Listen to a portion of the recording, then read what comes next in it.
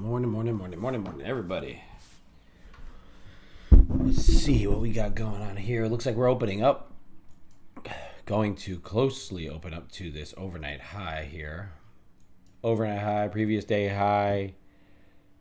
17,478 is our overhead resistance. Basically right there at 480 for that next key level. So could wick up above into that 480 level and look to rotate down. Or continue on based on whatever we got going. So let's see what comes on the open. Let me just do some housekeeping work for myself here. What's up, Mo? Let's do it, kid. Hell yeah. Coffee, money, trading, let's get it.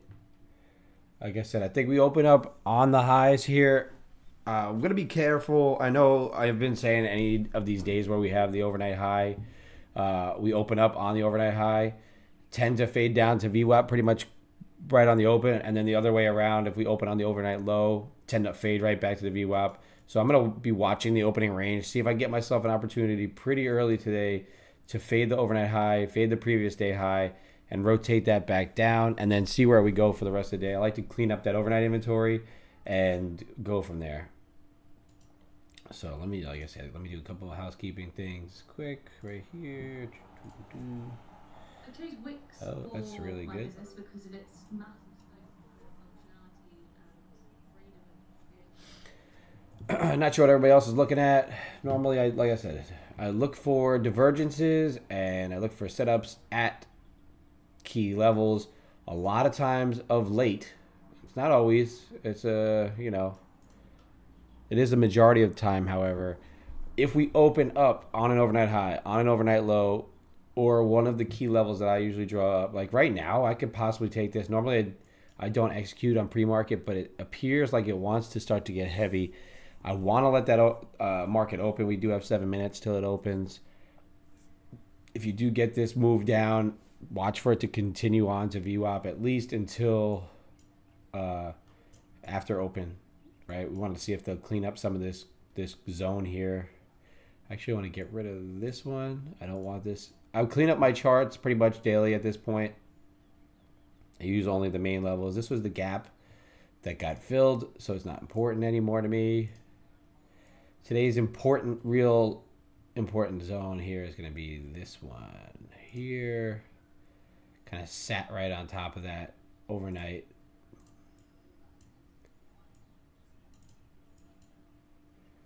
Alrighty, and now you can see we're getting heavy here. Had the overnight high. Let's see what kind of divergence we get going on here.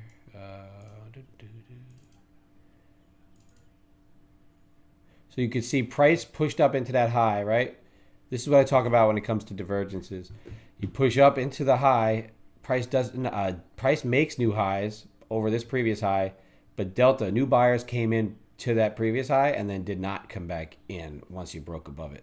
And then same thing here, you try to push up again, and you can see this candle here is green, but that delta candle is starting to become red, pushing down as the price pushes up into a key support level, key resistance level. So that's what I watch for in there. Reasonably, if you are a pre-market trader, you could take it. I've been missing it because of that, but I am going to wait. I'm going to stick to my rules. I'm going to let everything settle in.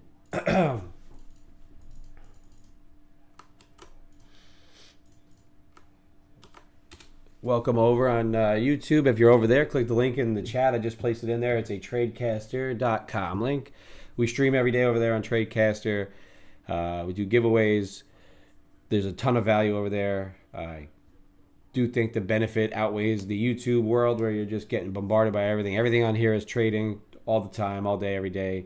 Nothing but good traders in the rooms. So go there, click it, check it out. 7-day free trial. Then afterwards, you could access all the free stuff. The paid stuff, obviously, you'd have to put a card on and pay that membership fee.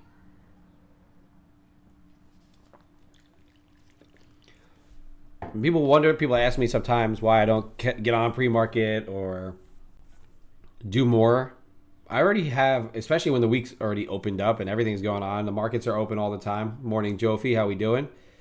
I don't really have to do much pre-market prep. I look at the economic calendar. I see what's going on today, even though I remember, there's probably less red folder stuff.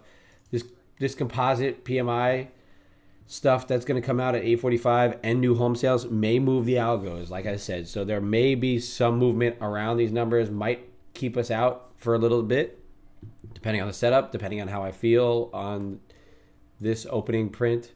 Once we come down, if we come back down through this level again, if I want to be involved prior to that number, then maybe. I don't think it's going to move too much prior as far as that number is concerned. I don't think it's going to really, nothing's going to move too much off that. Really, all it's going to show is anything over 50 is still expansionary. The only thing that's going to really rip us high side is if it comes in under 50. And I don't think that's coming in. Everything's forecast at 52, 51, 52. So everything's kind of anticipating either a tick up or a continued hold over that 50 expansionary level, right? So this is good that we're getting another push up. That'll help my timing out better with this trade. Another 3 minutes. Hopefully we could get the same kind of divergence that I'm looking for. And I'll be able to get an entry here pretty early. But that's hopefully if we could wait 3 more minutes, 2.5 more minutes. That wick there, it's dancing around some. There's some, obviously you can see that this is a point of interest for buyers and sellers, right? Once you start really watching your instrument, whatever you're trading, S&Ps, you're trading NQs, you're trading oil, learn the behaviors of the candles, see what they're telling you, right? When price is just ticking around slowly, you're not getting a ton of decision points or a lot of movement. You see a candle speed up like this, start to get volume, building in volume. You understand that something is happening here. There's volume being had. You can see the volume ticking up. Price speeds up around these areas. Is it going to get ready to break out? Like I said, I think we do have up into that 80 area, 478, 480. So right to the top of this box, top of the screen, price could go up into there without much resistance. And then, we would resist at 450, which is right where the previous day high was. But after the previous day high, I think we come right up into that 478, 480. And then you could push into 520 if we start to catch some bullishness.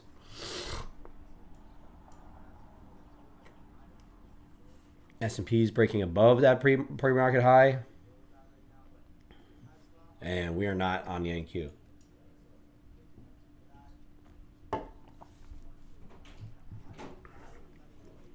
Ooh, it's espresso time.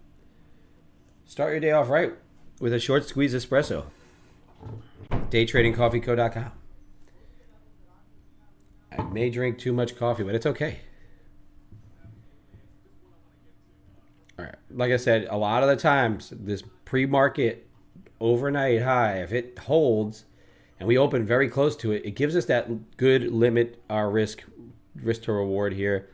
I like to let the market open, though, first. Give me that first manipulative move. If it wants to push up above that overnight high, that would be the best case scenario. First move is up, gets us above in that zone. I could set a stop order just below our overnight high, which is right here, and get into this short. That's the goal here. Hopefully it could whip us up, get up in there. There's a wick. I'll set a sell here. If it continues to push up and hold there, then that's going to just be us waiting and seeing. But I am going to let this thing come down on us, see if it'll fill us up. Fill us up. Order filled. And we're filled. So let's see what happens here. You can see I can limit my risk above that overnight high. If it runs back up there, it's all right. I'm taking the chance. I've seen it play out over and over again that it fails this overnight high. It wants to retrace back. But if it wants to go and run, then it wants to go and run. That's just kind of how it is. I don't want to miss it this time because the potential for it is really pretty good here. S&P's is selling off. So I'm taking this short and letting it go. There we go. I'm at break even, so let's see if it'll go now. How far can we go to the downside? I would love to see it to VWAP. That'd be nice. Up 275 on it already. This market is pretty whippy, so I would be careful.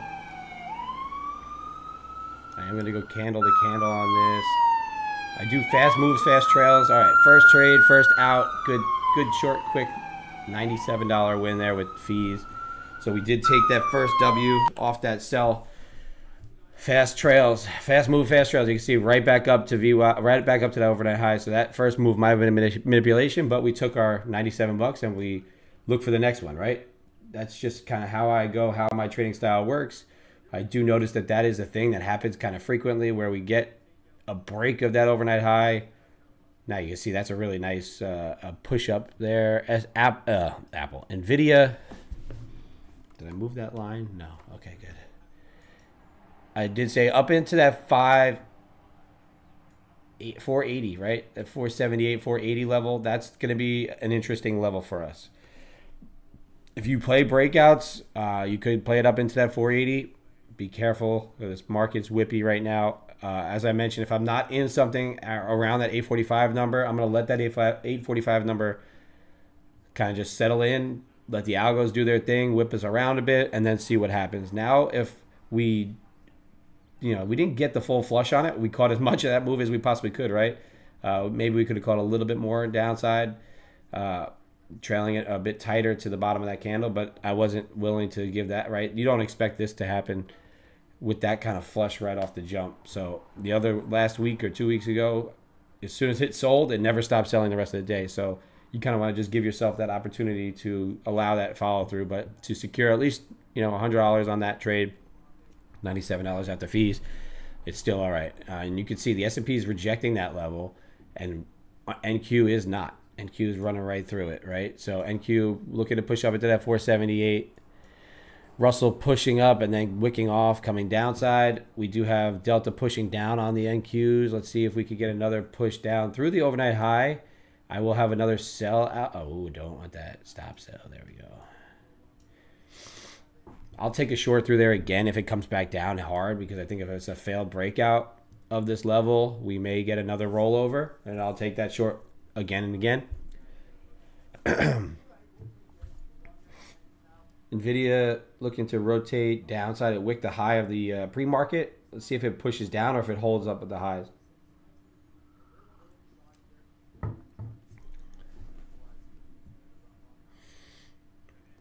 When I'm looking at the longer term chart here, if you look at my longer term chart, you can see that 478 level is right overhead. But if we could crack down below this downtrend line here, right, we're in a downtrend.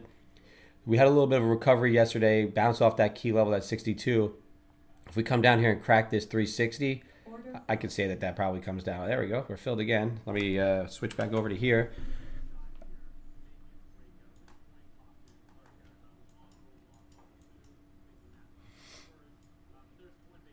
Oh, I was supposed to delete that purple level, but it didn't delete, so I guess we're going to see if we can get this to flush the low. There we go. Catching another piece of this short. We're just past break even on this. Dump, baby, dump. Dump, dump, dump. Will be a nice little dumper here if we could get through the low. If we get stopped out again, I'm okay with it. Like I said, I'm willing to get stopped out for break even on trades that are going to move fast in my direction. If they don't move fast in my direction, they're probably going to reverse on me and stop me out anyway. So I would rather take some money off the table or at least secure my break even just like that. And we're up 140 on the day. So just taking our base hits, trying to secure some W's. A lot of this is kind of dancing around, some manipulation over this. Thank you there, Jofi. I appreciate the support. I think everybody just kind of coming in here, seeing that it's a real chat.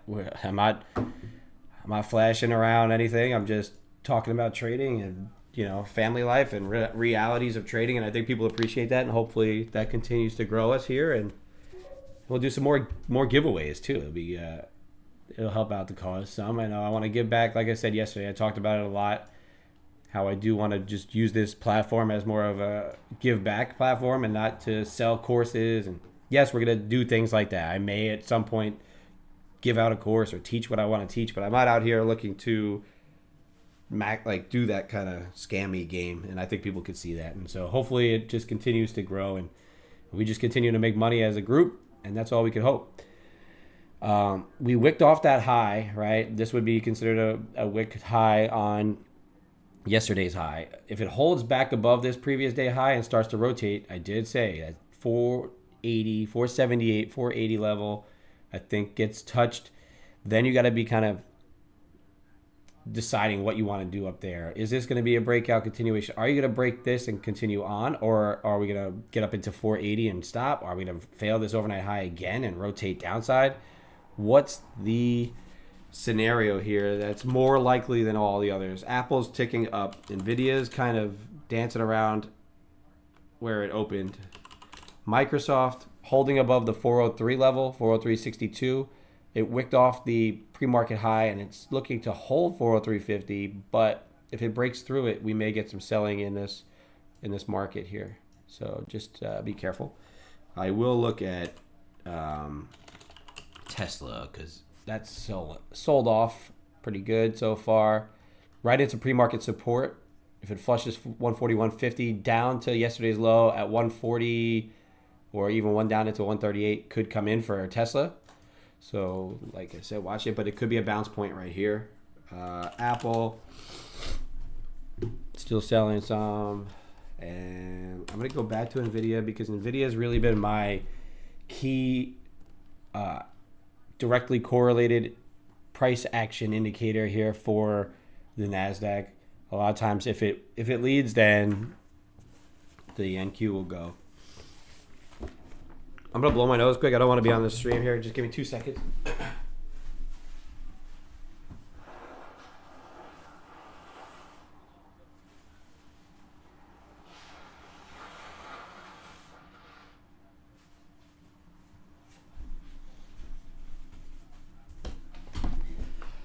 Trying not to sound too nasally. I don't know. It was good when I woke up, but then it came back, and I don't want to be giving you any ASMR nose blowing sounds. I really want to consider taking the short again through the overnight high when it does decide to wick off this previous day high one more time. But I think I'm going to hold off until after that 845 number. I think we'll find another opportunity soon. I think realistically, based on the way we bid up off of the 162 level yesterday, we should come back into that 478 just to rotate level to level for me. We should come from that 162. That's that breakout low. That's where we came in. We double bottomed it, basically triple bottom. And we're rotating back to my next key level. Usually if we rotate off of one level pretty strong, we do rotate back to the next level. So that's why I am a little cautious up here, just because I think that we do get up into 478, as I mentioned before. So maybe one more leg up, like a nice little hard wick, and then come back down and start to rotate back down, start to fail this little trend line here. I mean, this isn't really that important right now. It was important early, but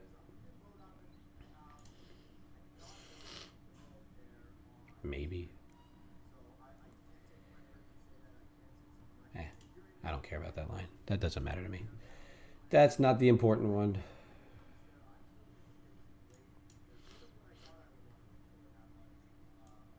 If you see the S&Ps fail that yellow line hard, then I will go short this overnight high.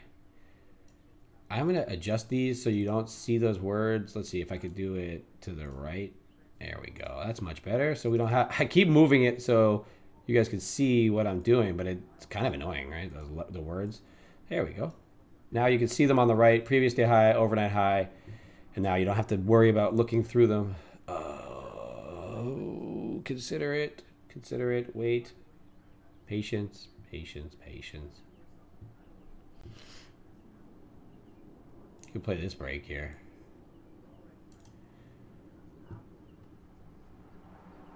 NVIDIA looking to crack through that low. If it does, then this goes. But you can see it's dancing around this level. We're dancing around that overnight high.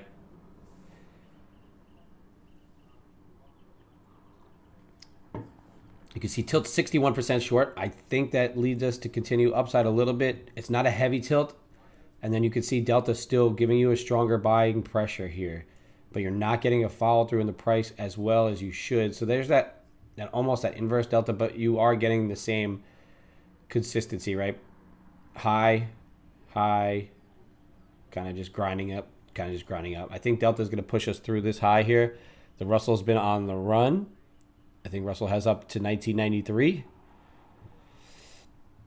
S&P is going to try and break that opening range high. We're above the opening range high in the NQs. So I think we do get that leg up here. If it breaks through, pushes up here, holds above previous day highs, then you get that rotation up to 80. And then from 80, that's when you have to make a choice. For me, at least, I don't know about whatever you're deciding to do around your levels. You have to decide on your own, because I'm not the one clicking your buttons. So you're clicking your own buttons, right? So we're sitting up 140. Good morning, good Temple. How we doing? I'd say this breaks the day high, goes to 480. You may get a wick of 480, right? This area here, but I don't know what if it's going to continue or if it's going to act as resistance or if it's going to burn right through. But it should be just a magnet run right there once you do break this high. Could have took the long, like personally, but just based on my strategy around these levels, I kind of burnt myself doing that last week a little bit. Not that I ended up losing that day, but I did lose that trade, and it didn't work out. So there's that exact play that I just talked out, right? If it does break above and hold the previous day high, you should break the day's high and then run into 480, which is what you're doing right now. Really, the number is 478.75. So whatever this top tick is 478, right? So we're right. It hit off right in the range of what I was talking about. Do I believe that we'll burn through it? No, I think it's going to resist. I think there'll be some chop here. If it's going to continue on, it'll rotate up to 550. 550 is another upside target. That's the next high of that previous sell-off point. 550, 530.25. 530.25, probably better. 530.25.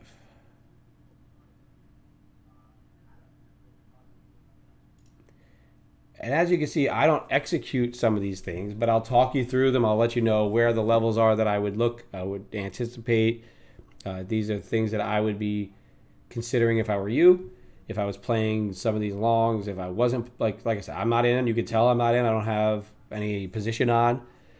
But I did say if it comes up into that 478, then it's probably either going to reject at that level.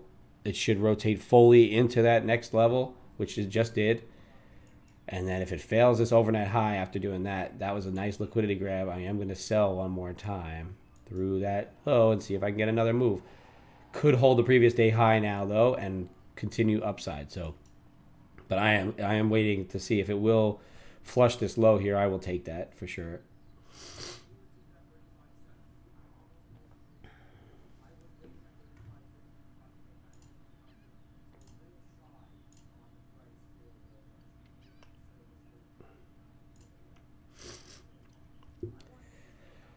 Let's see, one more minute till this PMI numbers, these composites come out. They're not they're just pre PMI stuff. They're flash numbers just to give you an idea what's going on. So 8:45, that algo rip will happen. Let's see if it'll rip me in and out. But I'm willing to take the risk that it dumps. There's the push. I'm sure those numbers came out. It doesn't really matter to me what those numbers are, because they are just a flash number. I'm going to say that the inflation is going to come up higher than expected. Flash reported at 50.9. Consensus was 52. It's going to pump. There you go. There's the push up right through that first level. Will it come into that second level? If you are playing that, that is the next comfortable target there. 50.9, previous at 50.2. So it is showing that inflation's ticking down as far as that flash is concerned. And there you can see the S&P's rallying on up. And there's your first target. Second target's about to get tagged. And then, like I said, I think above that you got to 552. So if you're somebody who's looking to hold this, I think your ultimate high before you start to run into any reversal ideas is 552. 552 right there would be that next. You can see it. Let's Let's see. I'll just try here. 552. Those are your three areas of interest until the reversal could come back in. If you break through that, then it could just be a continuation type day today.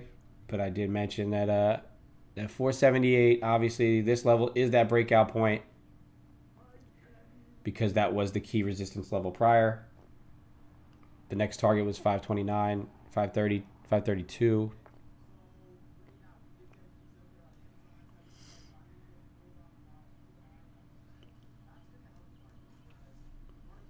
Nvidia's pump it up. Microsoft pushed right up into that 406 level, 406.18. That's been a key level when we were in the past here, when we were in these levels before, prior. We pushed up and it kind of trying to reject that 406. Nvidia still pushing up. Apple pushing upside. Meta, Amazon, AM. Right into overnight resistance or post-market lows and then bounced off that on Amazon. So everything's catching a bid here. Let me go back to Nvidia. Let it be my leader.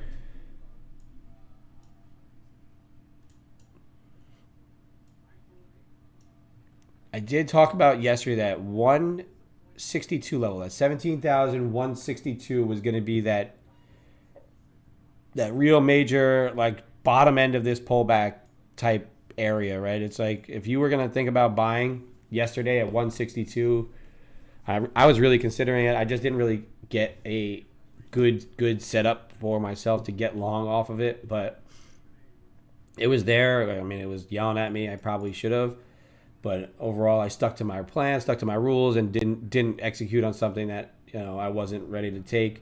But that 162.25 was the breakout of December highs from January. So that really, going anywhere below there would have put us negative. Sorry about the loud noises outside. Would have put us negative on the year. So it would have gave back all the gains from the year. At this point, I think now that we've kind of made all the gains, recovered most of the gains, and now we're kind of sitting back into an area where the growth could be more, controlled, more stable, more, less whippy or less like just pump. I think we get some healthy pullbacks, but I do think we kind of grind higher up into election season potentially. It could be the sell in May and go away, but I think, like I said, in election year, I think we do get some movement. So there is another number at 9.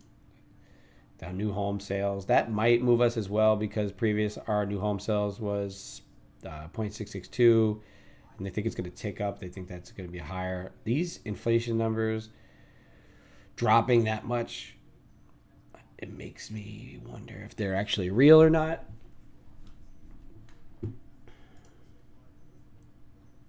Appreciate everybody in here coming by, checking out the stream consistently on a day-to-day basis. We're now getting a lot of people in here that they come in, they interact. It's really nice that we actually have a little bit of a community here. If you're on YouTube, I apologize if I don't get to your chats quick, just because I mainly focus on this TradeCaster chat, and the YouTube doesn't alert me when I do. Obviously, today is not any, but in previous days I've had full conversations going on. I didn't get a chance to answer, so it took me a bit, but I try and mind both. So just bear with me if I'm a little slow on the YouTube chat. If you want to be involved in the the day-to-day goings on at the TradeCaster community, just head over to the link in the chat on the YouTube, and you'll be able to become a free member of TradeCaster. Then when you see the value that you're going to get provided, you can buy yourself either a monthly, yearly, bi-yearly, annual, or a lifetime membership and get full access to the entire community for forever.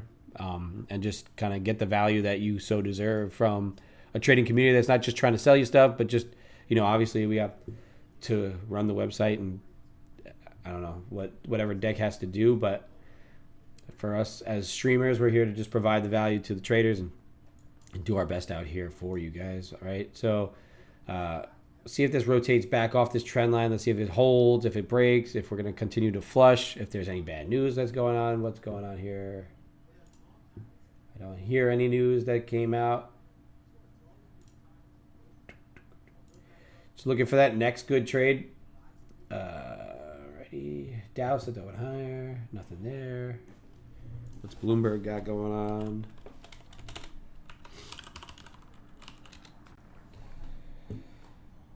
Tesla stock in no man's land. Grind higher. China. No new news.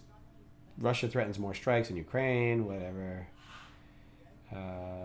People don't care about that anymore. Okay.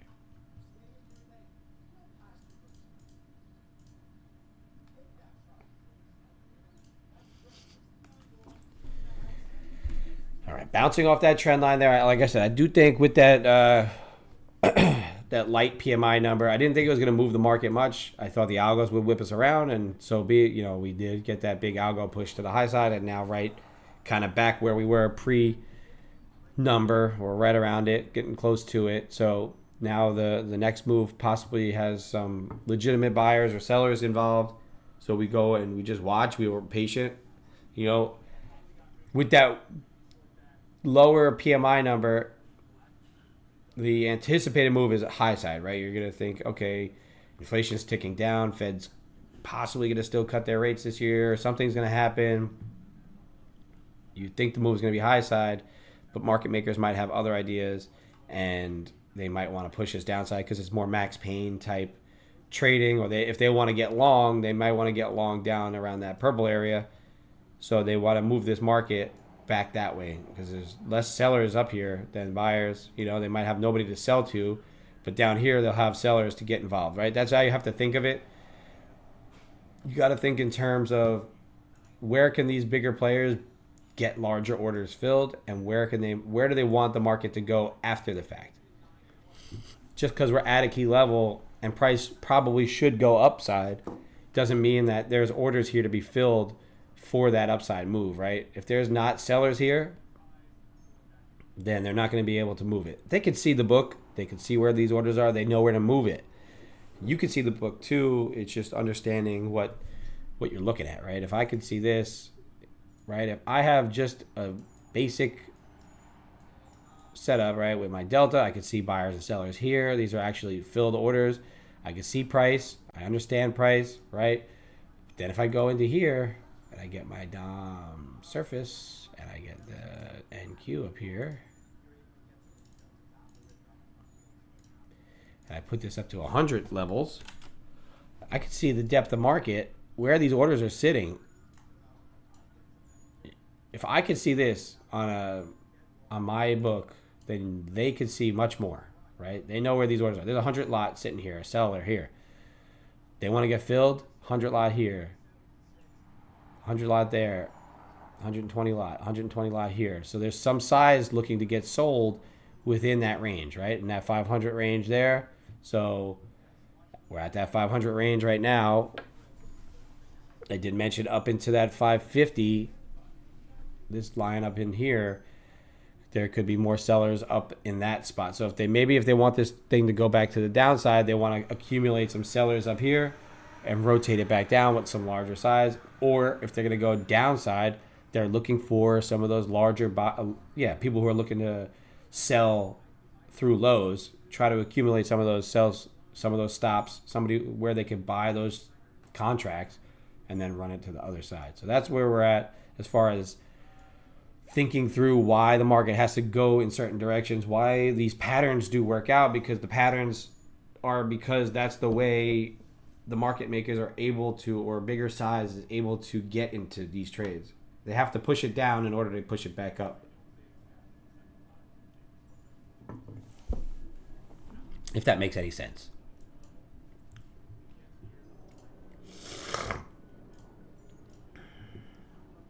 Sitting at about 139, 140 bucks on the day.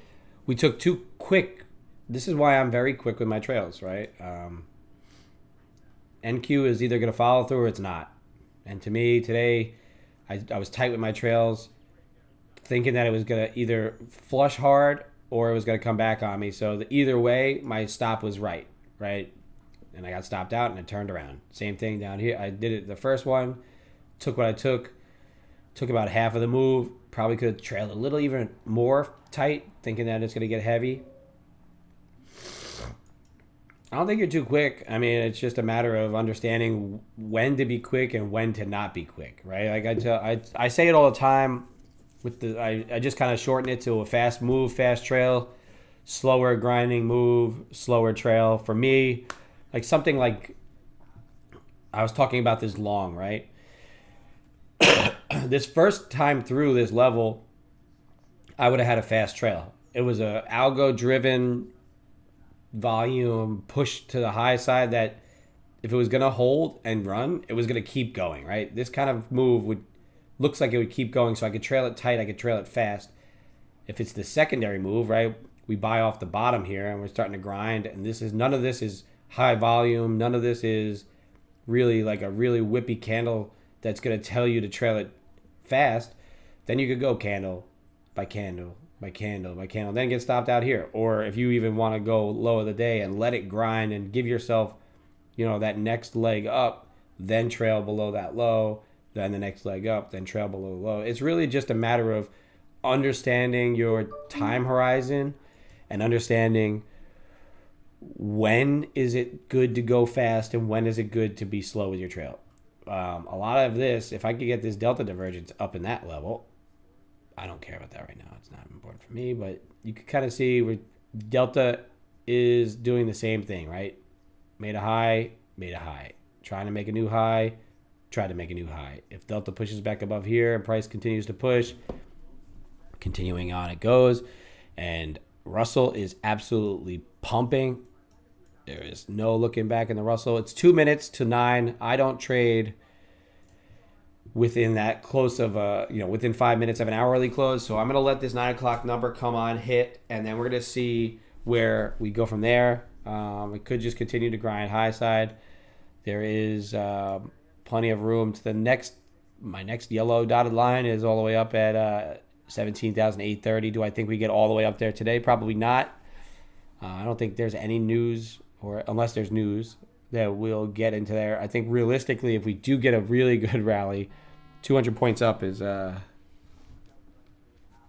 up into that 17.7, 17.6, 17.7, up into here could be reasonable for a move today. But if it, like I said, it continues to grind, continues to push, that's your upside. If you break through this trend line here, start to push through the overnight highs. If the VWAP is up above the overnight highs and you're going to get down through it, I could probably look to short through that overnight high again. If VWAP's right on it, I'm not going to short it. That's just my rules. I need the VWAP. At this point, most of my idea is fade the overnight high, fade the overnight low, and take it to the first target of VWAP, because VWAP does act as that resistance or support pretty much every single time. The times it burns through it, you're able to trail it and make your money through it as well. But based on my scalping mentality, I just go take to it. So if it's sitting right here, right on top of it, I can't take that trade, right? If it gets above it, right, now I have some confidence that, all right, price is now below VWAP. We've ran through that support, and now I could get through my key level where there should be some volume selling, if there is some sellers here, to rotate us down, maybe even into that overnight low. Do I think we get all the way to the overnight low today based on this price action? We probably don't. I think more likely we continue to grind high side. But in the case that we do push down to here, I have a plan for that. So that's where I'm at right now. If it does get there prior, maybe it'll chop around a bit and then get to maybe VWAP gets right on it and I could get my entry. But right here, it looks like it just kind of wants to sit at this level until this number gets come out. Let's see, did it come out yet? New home sales 693 as opposed to 0.68. So a little higher. A little higher.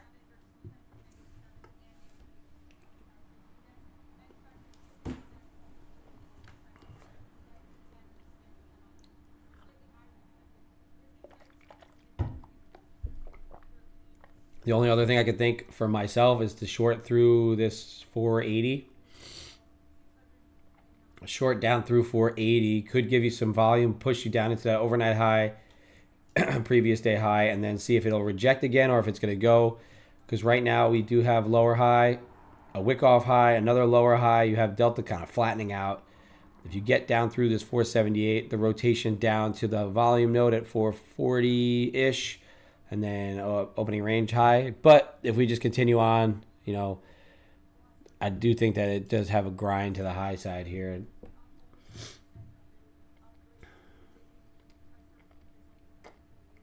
And if I'm going to take the short, I'll take it, and I'll trail it quick, take my money and run. If it's going to continue to dump and melt, then I'll be good. Really, if I get a push down, a hold. Yes, sir. Crush it today, kid.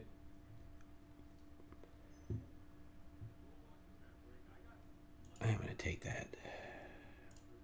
I think a failure of this level does give us at least a push into the previous day high, at least for that that breakdown. That's my thought process on that there. The failure of this, if it ticks me in and then bounces, it is what it is, but I have to take the chance on it. This is a key. That yellow zone is a key level for me, that 478.75. So I am even below that.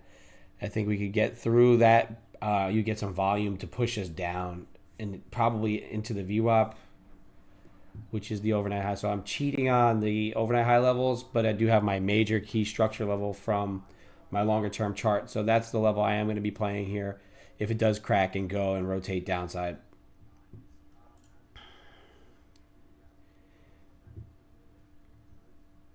I'm just watching this, seeing if we do get below this 478.75.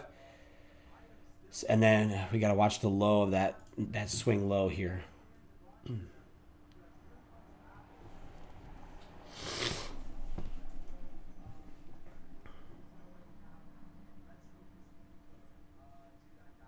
Nvidia selling. That's a good sign for this idea here.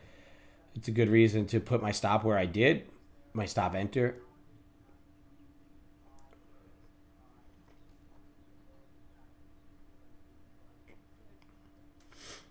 I think recovering down to VWAP is fair for this kind of move, a healthy pullback on it.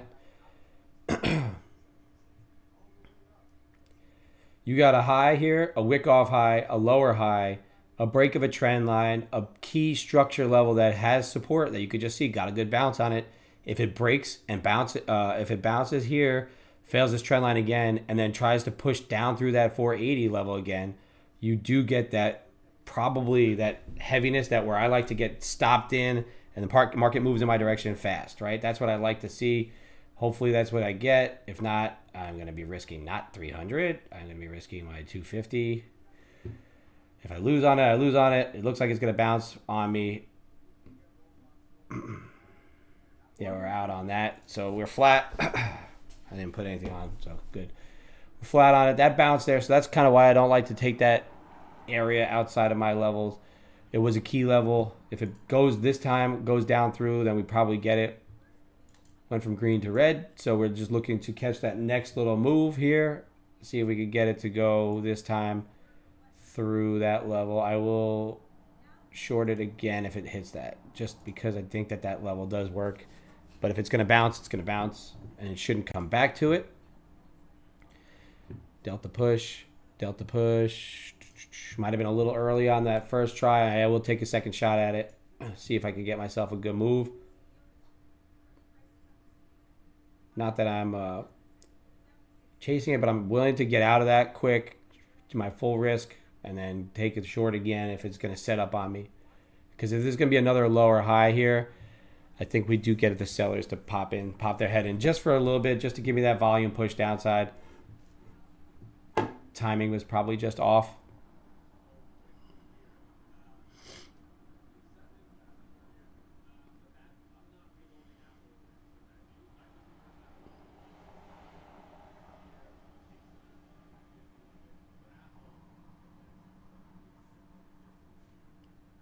Nvidia catching a little bit of a bounce. Microsoft right up into that 406.18. So I think we could get a little selling from there. Unless it gets above it and pumps, then this market goes upside. So just watch that 406.18, 406.20 in Microsoft. It's butting its head up against there 2 times now.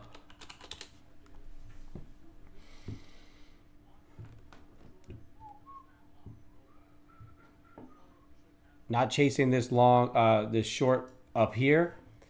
I wanted to confirm on me. I think that we are getting a push higher right now in this. We are still, we're still okay with what we took. Now we're down right a little bit. Kind of took 2 small wins and then just took 1 full loss there. But I talked you through why I was thinking that. Obviously, it's a little bit bullish today, so to try and fight that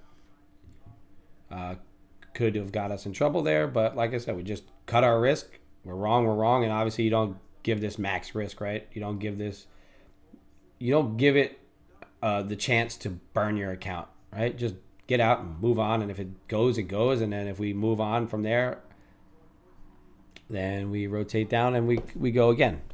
But if it does not get through that level, then we don't get in. Microsoft holding above 406.18. If it could get through it and down, then we could be looking for this sell. Nvidia's pushing up, Apple pushing up, Microsoft pushing up a bit. This might go here to the high side. You can see Delta kind of just acting good, pushing up. Price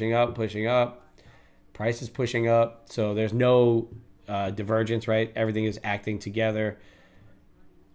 This is an interesting zone for me here that I would be interested in to just watch. S&P, Russell. The market likes to just turn around on itself. So that's the reason why I'm looking for this short potentially. That long from the bottom did make a lot of sense. I said up into the level where we're at. 550 is probably the high until it decides that it wants to turn around. But this level that we're at right now, this 530, is also another key level that there was a sell-off from prior. Does a breakout happen and continue, or do we fail and roll over and come back some? That's the question of the day.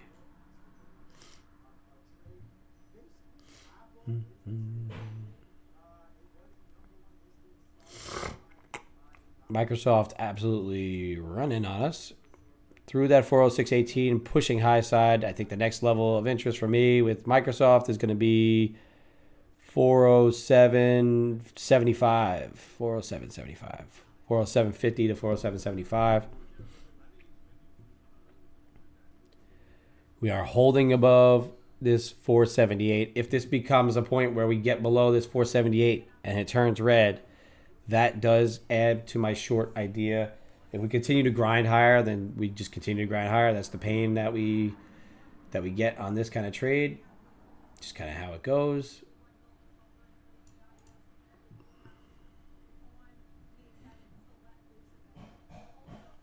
Anybody looking at anything that they want to take? Thank you, Leonardo. I appreciate you.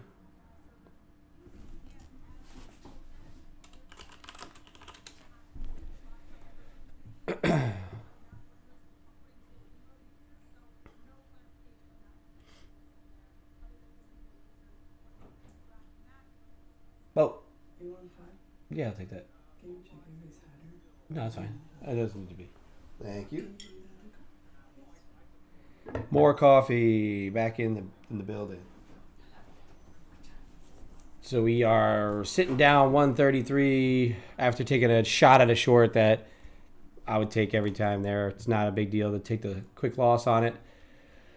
As I mentioned, you do have this little bit of uptrend. We have these areas, these lines above that I just threw up there for you to just mind, right, for those upside targets. If you are long through that previous day high, pull back right to that key structure level of 478, 480, pull back through it. Now using that as support and rallying high side, I am just sitting here with this sell order, which is going to get turned off. That's where we took that sell prior, kind of just ticked us in and ran out. I was looking for a volume break to just push us down into that previous day high, overnight high, and then move from there. I got my first "You Suck, Bro." You know, when you start getting "You Suck" and some hater comments, that's how you know you're at least doing something right. People are willing to come in and talk shit. It's cool with me. Thank you, Mark. Appreciate the back. Yeah, like I mentioned, I think we do have this overhead resistance here. I don't think that we have like a ton of news that's going to drive us out of what we just came from, other than just price wanting to get bid up on its own. You start to see this trend line break. Once again, you might push right back into that 480 level. Watch the 480 level. See if it's going to be important.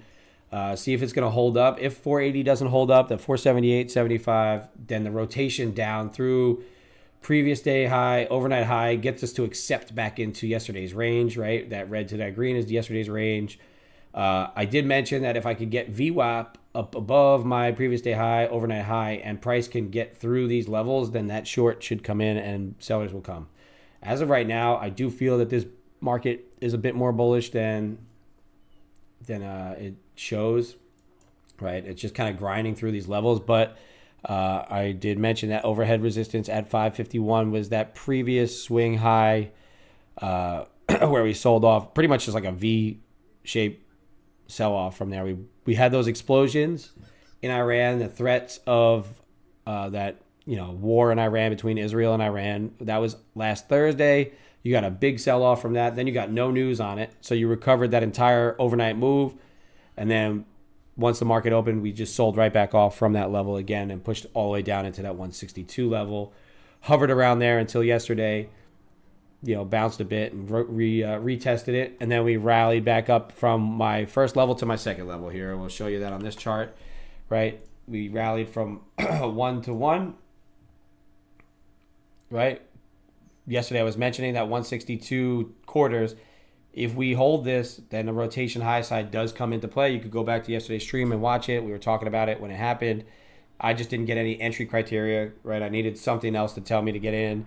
It just didn't quite. It just kind of kept going higher and higher and higher, and then I had to leave. So you do have some buyers. Larger size just came into the buy just at this high here, so they might be looking to push it up one more leg higher.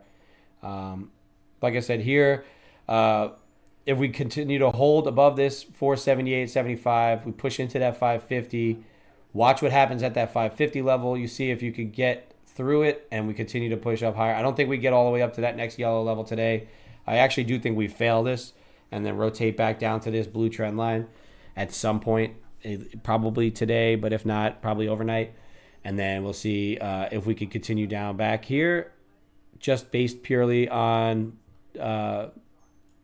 where price is and how it's been reacting around these levels. So I am going to be interested if it does get back down below that level to go back short.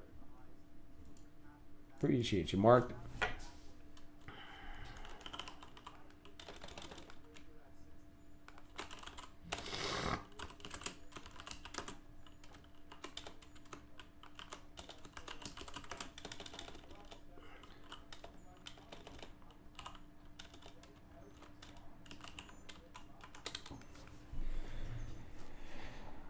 We are holding below this trend line crack here. It's not a full break because we do have a wick bottom here. So this is more of just a guide here. Don't take it as a perfect trend line. I don't really trade trend line breaks as much as it looks like I do.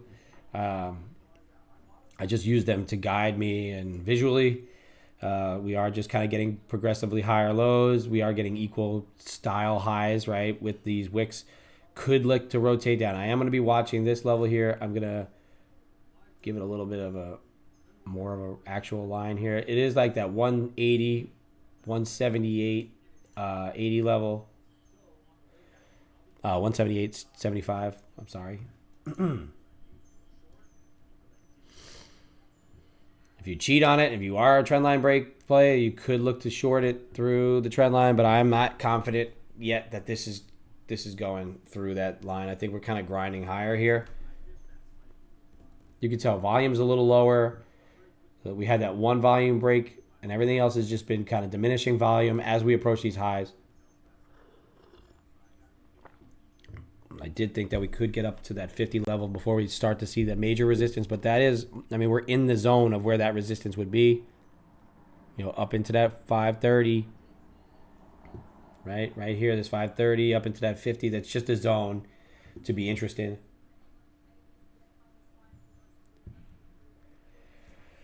I ain't got no FOMO.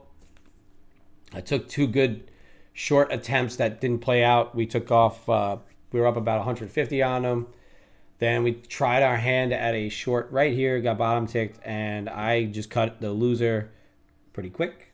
So we're out of that. We're down just a touch. One good trade here is just going to get us back in the green and then some. So as long as we wait for our setups and don't mess around with some of these other things that, you know, may get me in trouble at times, right?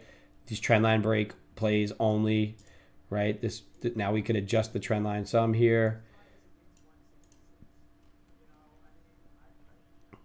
If maybe now this gets more confidence in it, if there's going to hold or if it's going to pop off of it. Microsoft looking to get back down through 406.18.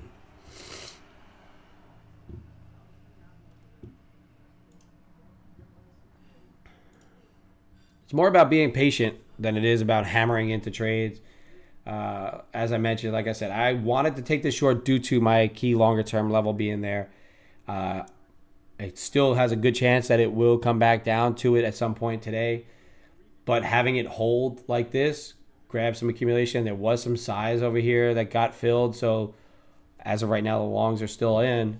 But there's not a big follow through right now, right? You see that we're hammering on this overhead resistance, hammering it, attacking it, not getting any follow through, not getting that volume ticking up. If you start to see volume ticking up and you break through it and you start to get up in that 550 level, then you might still have that continuation play going. But I'd be mindful of a wick off top, rotate back down through here, and then come down and see what happens at 80 if that does happen. That's what I look for. And then if I get it, I get it. If I don't, I don't. I'm not going to just trade the breakout. I'm just not a good breakout trader. And I'm self-aware on it. It's been helping me stay in this game for some time now with this account, with just being self-aware of what works and what doesn't work. We're pretty much even on the week after this last trade, but I think we could definitely make one good trade today that's going to make us happy with what today has brought. If you want to look at the trading stats to show the transparency here, this is the daily balance curve up and to the right. This drawdown here is not a drawdown, it's a withdrawal. I took $800 out on Friday just to take some of this out. This is our daily P&L every day since we started this XFA here on April 1st. So we've got one losing day, and currently we're sitting a little negative today, but overall we're doing pretty good. I'd say net before withdrawal is 29.44, and yesterday we were up over 3. Well, today we were up over 3,000. We drew down since then, so we've made about 3,000 since the beginning of April as a team. So hopefully everybody has capitalized on some of that, learned how to pass some of these accounts, learn how to maximize their returns and pull out some money from these prop firms. Is really what we're trying to do.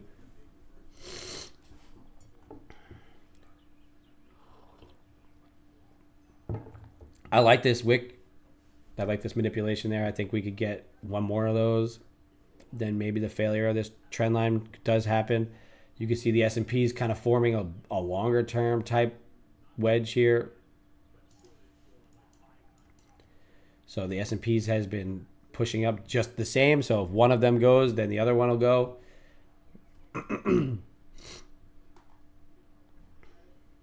If you are new here, if this is your first time being in the room or you haven't been around a little bit, just to give you a breakdown what you're looking at, this is TopStep X. This is TopStep's proprietary trading platform that they have developed for their traders. It uses TradingView charts. It's a great resource. I think they've every day or every week they've just updated something little here and there, and they've added functionality to it. It's been smoother and smoother and smoother since the beta testing that we did back when they let us users use part of it. You know, we all kind of gave feedback on it, and they have definitely done a good job of updating it. You can see we're starting to give some more volume. Price is starting to speed up here. I think we could get this up into that 50, 51. We do play that break. If it does fail that breakout, then the rotation downs back in. Now that we have VWAP above my levels, my previous day high, my overnight high, if we can get price back down into here, I really would be interested in the short through the overnight high because now my level is below. If it gets to the point where we rally up so much, that those levels are not going to come into play.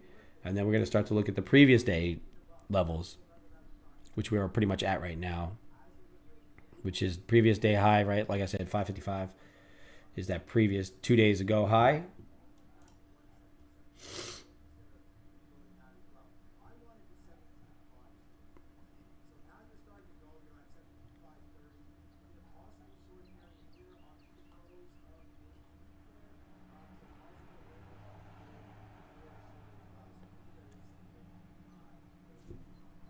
%70 long.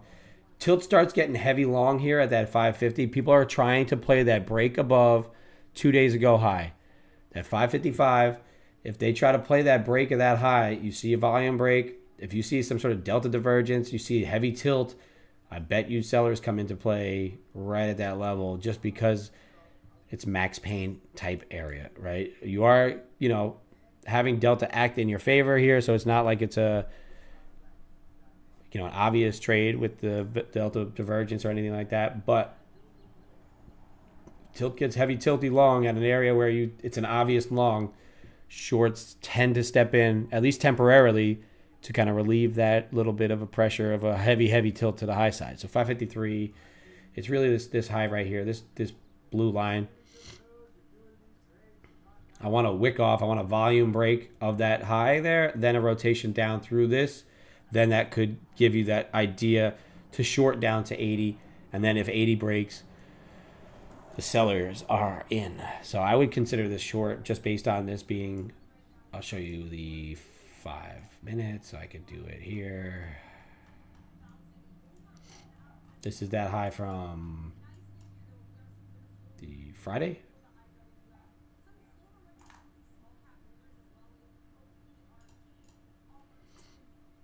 And then you have the level above it, 17.6.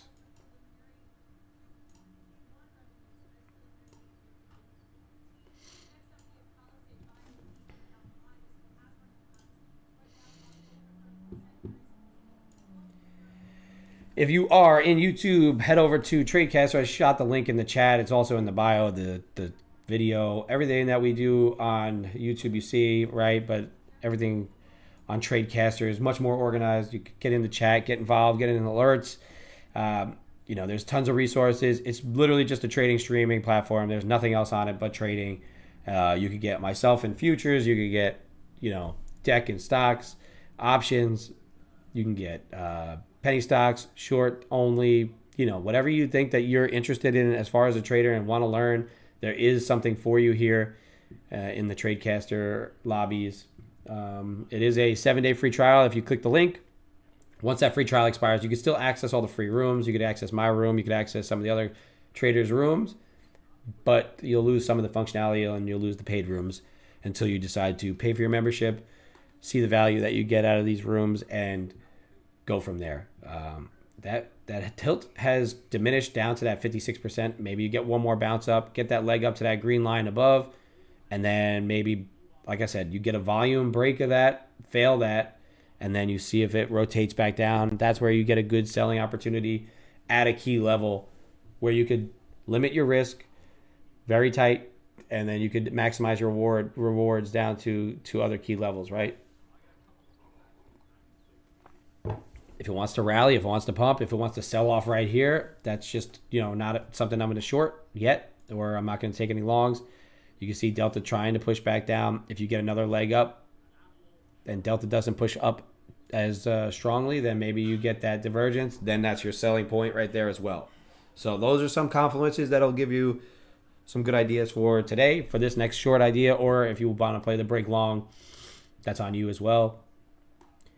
Just whatever that you see works for you. I'm just here to give you your levels, make you understand why those levels are important, and then make you make your own decision around those levels so you can make some money and grow your account. Take some withdrawals past some of these combines, do what you got to do to maximize your ability to leverage the dollars that you're offered here. So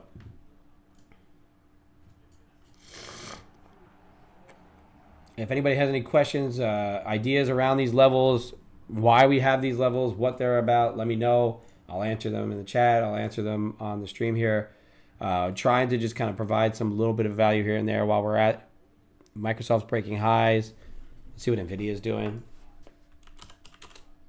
NVIDIA pushing upside. Does have a lot of open space for me to think that up into 825, 830 for NVIDIA, then possibly even up to highs of 856.11. Because NVIDIA catches a bid, it can rally. Apple pushing through lows. And Microsoft's continuous push upside. Could push up into 409.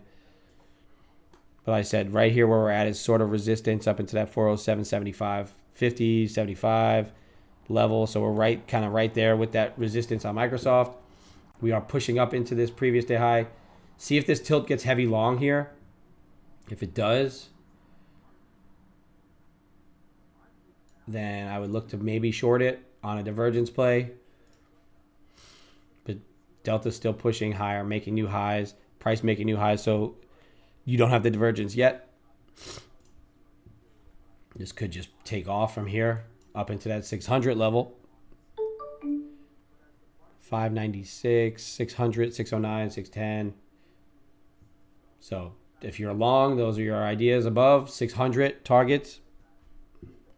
If you're waiting to see if you get a failed breakout like I am, because I'm a short biased person at the moment, but I did see that this long is probably going to come in and hold. So we did talk about that down here at these lows. I did mention if we hit off, these would be our 3 targets, and you hit off on all 3 targets. So if you were taking that long, you would have made some decent money on that, right? First target hit, second target hit, and then now you have the ability to leave either a runner, or if you secured whole profit, then good on you. That's why I drew these lines up. Like I said, I'm not a good breakout trader, but I do recognize levels, and I'm able to provide you at least good targets, good ideas that you can execute on your own and have for yourself. Maybe at some point I'll start getting myself into some of these breakouts to maximize these gains, because obviously the targets do work. Just seeing them and letting them happen. I just kind of took a shot at around a level that I didn't want to. That I wanted to, and it failed off on that and continued to rally. So that kind of gave confidence more to the longs, right?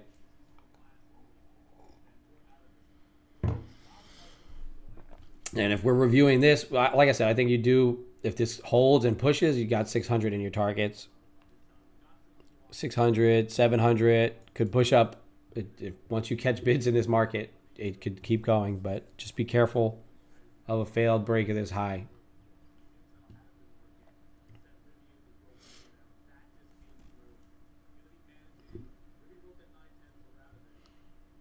I'm not going to chase this short. I'm going to let it do its thing, dance around, give me an opportunity to have a setup to capitalize, make back my money, and then go green on the day. Excuse me.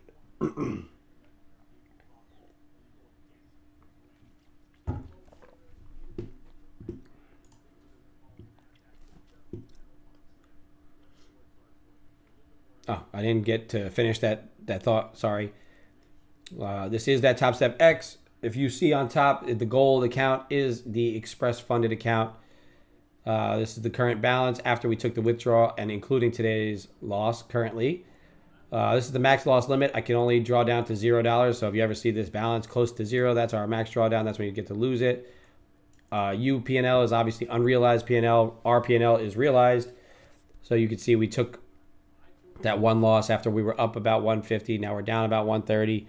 So, just a little swing there to the opposite end. One more good trade, get this back green and then some. This is like I said, the unrealized. And then this is your daily loss limit. Top Step limits you to 1,000. I limit myself to about 500. 2 full losses in a row, like to start the day, would get me to that $500 loss. And then I usually will lock out. The button right here is the lockout button. That button right there will get you to not be able to trade the rest of the day, and then you can get back in later on.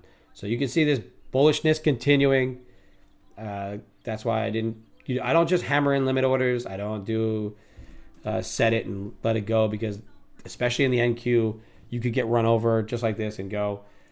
It's been bullish. There's no reason for it not to hit off on 600 at this point.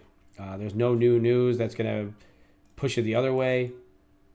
And the only resistance you have, you kind of burnt right through right there, is that green line. That was the high from pre-market on Monday. Nope, pre-market Friday. Yeah, pre-market Friday.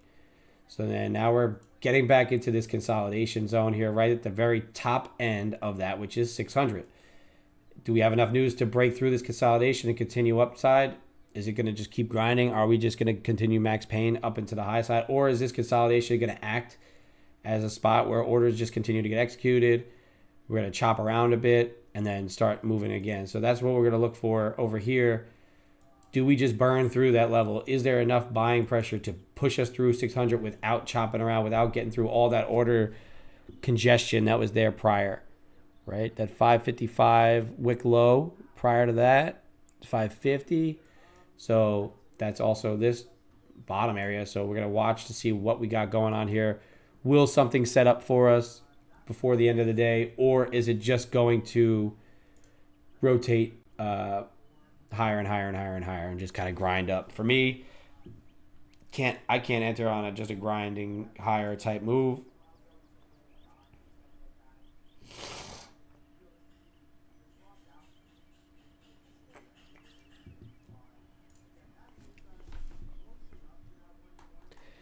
We did a giveaway yesterday. Sully won the day trading coffee code giveaway for hitting off on 50 viewers multiple times. We hit off 50 again today. The more we consistently hit off on that 50 viewer mark, continue to grow, continue to show that there's interest in the stream, I'm going to continue to just give things away. Next time might be cash. Next time might be a combine. So you can get yourself into one of these combines and trade alongside what I'm doing and make some money as well. So, we'll see when we do that giveaway. If we keep that 50 viewer count up there, I will continue to just keep sending that out and giving stuff away and making sure that everybody that comes into the room has an opportunity to just give something back to you guys, right? We make money trading, and then we give stuff back to everybody who wants to be a part of it, right? 17.6 now being tagged, looking like it wants to get hit. It hasn't quite got filled up there at 17.6. Get decent size orders, a lot of 10 lots coming in. We got a larger sell size here at 591. There's 60 lots, basically 120 lots, 140 lots filled here on the sell at 90.91. So it looked like there was probably 100 lots sitting there, or 150 lots sitting there, and got filled partially because it was 60, 60, 10, 10. Larger sellers coming in over the buyers, but I don't trust that those aren't just stops getting hit or profits being taken. They might be just trailing out. I don't know if it's going to be new sellers coming into this market right now.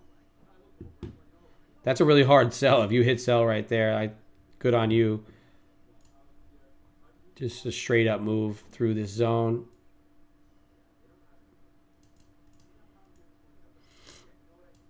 Delta flattening out now, so this is where price gets to be either slowing down, or if you start to get another tick up, another leg up in Delta, price continues to go. Could wick off 600, then rotate back down, but once you see like you got congruent Delta pushing up high side, then Delta flattens out, means there's not a lot of new buyers, no new orders coming in, so you need the Delta to pop if you want this thing to continue to pop. Otherwise, price is going to just consolidate and sit or start to reverse. So if you are long, it's a good area to start to get yourself at least risk mitigated, or secure some of your gains that you just took 100 points on plus.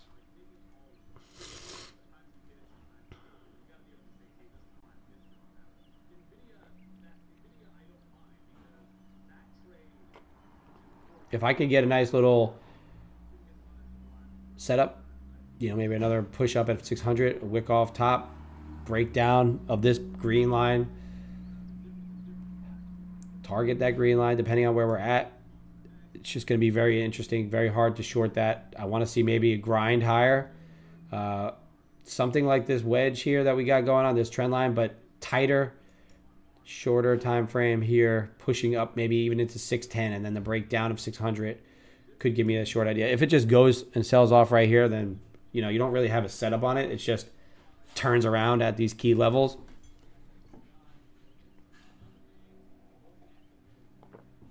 The reason I won't really be interested until it gets down into here is just because there's more confluence here for that to be an area where there's stops going off, flushing the low, and then just kind of a nice recovery to give a bit of a breather. Because if they do want to, go long, they do have to kind of try and maybe get some of these orders down here and grab them out and then continue to take us long.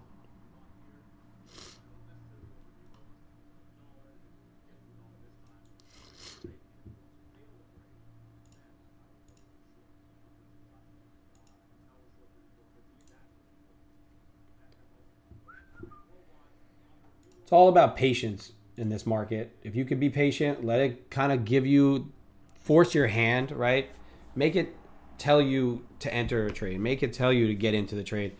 Have a reason behind it and then execute. And if you get stopped out and you're wrong and you lose a little bit of money on it, at least you executed to your plan and you did things the right way. You had a plan, you decided on it, you made decisions, and then you executed. The only way you can make money in this market is if you execute. If you just sit and watch and you're afraid to get in, you're not going to make any money. If you're too aggressive, you're not going to make any money. So you got to find that happy medium where you're able to plan it out, figure out what you want to do before you do it, have predetermined exit strategies, understand where targets could be, understand where price could slow down, where price would congest. Do all these things before you get into the trade, so then when it gets to those points, you have an idea of what could possibly happen, right? You already have the scenarios played out in your head. You already have, okay, if this does this, then I do that. And you become, not that you become robotic, but you're less emotional as things do go either in your favor or against you. For me, like I said, I need confluence. I need things to kind of come into play that would give me the reason to take this in either direction. And if, like I said, if it gets down below this 554 and it holds, then potentially a short down to 480 is what I would be looking for. That's just purely based on technicals, but also at the same time price levels and how they're going to get this to go from this 550 level, this 478 level, up into that next zone, which is going to be that 17,800 level. How do they get up there? They need buyers. And the only way they're going to get buyers is if they push it down some, find some sellers that they could push it up to. And if they're going to continue with downside, like I think that they may, we do have down to the blue trend line that I drew up on my chart, on my trading view chart, which does push us down into that 17,400 level, which is down in here.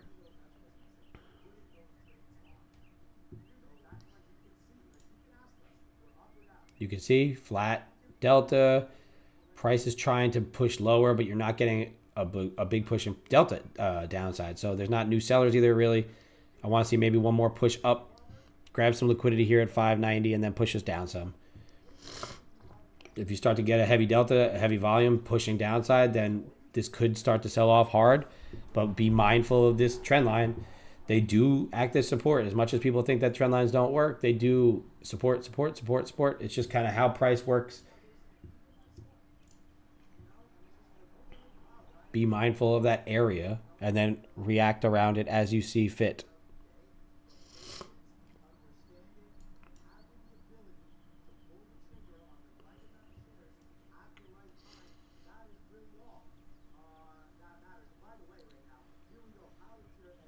Let's see what NVIDIA is doing. Microsoft sold off from the high at the area where I mentioned. NVIDIA is, pulling back a little bit, but pushed up into 827.50.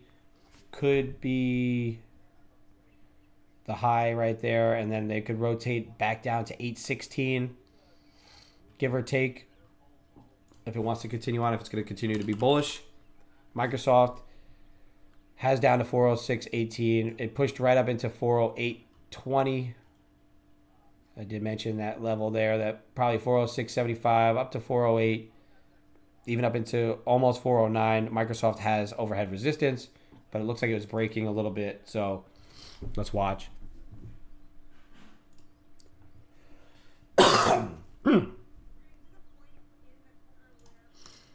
9:41 a.m. here, Central Time. Want to see maybe another little pop, fail, and then rotate down through this green line. See if we could get a little bit of a flush from the green line break down into the 480 level potentially, and then see if it'll bounce from 480. If it's just going to continue to be bullish, continue to just grind higher all day, then I probably won't get another entry to do anything. But I do like the idea where it kind of comes into here, pushes maybe even Wix 600, fails that, and then it just continues to start giving us opportunities to, if it even comes down and bases at 560, and then we can short through that low. I don't really want to be interested until, like, a lot of people want to short the very high or buy the very low. I like to get confirmed. That's how I'm able to limit my risk. So I can confirm a little bit of ways away. Yeah, it would be great to short the very tippy top. I could do it sometimes.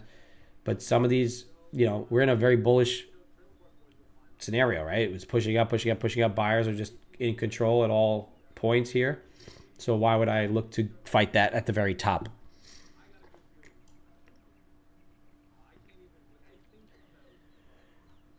These same targets on the way up would act as targets and resistance on the way back down. If they just flush through them, you know that you're strong through those levels. That means that your short is still good. If they start to consolidate and give you a bounce, they could be an area where the price wants to go higher. So that's just something to note. If there are targets on the way up, there are areas of interest on the way back down as well. They burnt right through them. Could they burn right through them on the way down? Yes. Over here, we chopped through this one. There is definitely a good area of resistance, resistance, resistance, resistance, support, break. Now, if we come back down to it, that 529, 530 level, is it going to act as support again, or is it going to flush? Did those buyers give up? Or is this price going to hit off this trend line again and just continue up to 700, like I said?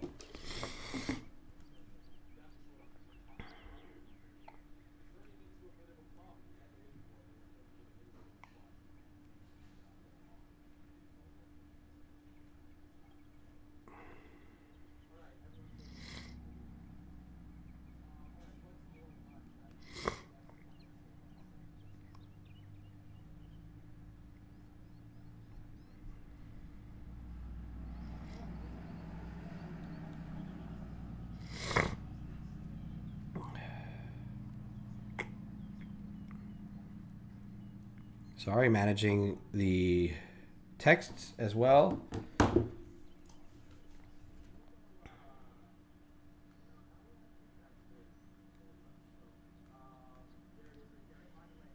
Making sure my emails are good. All right, let's see what we got going on here. Microsoft still holding above that 406. NVIDIA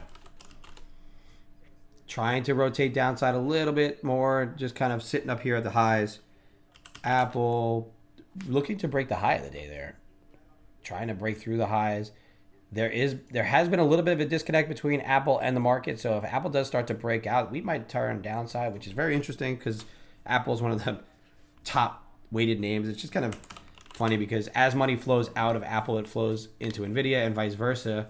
So it seems like maybe NVIDIA is just taking all the liquidity from Apple, and then obviously its weighting is up there. So we are going to watch this break. If we can break here and it's in confluence with that 554, maybe, but this probably gives you one of these as well. Where are we at? I would watch this.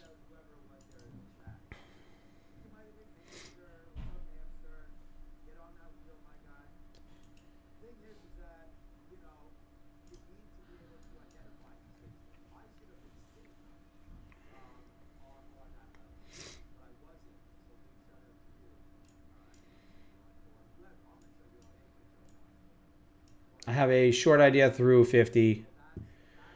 That's just my idea there. I want to give this green level a little bit of breathing room. If it's going to come down and tick it and then run back high side, I don't want to get involved. But if it's going to flush through that candle there, I do. I want to get in and I want to short through that level and try and rotate us back down through the levels that we came up on.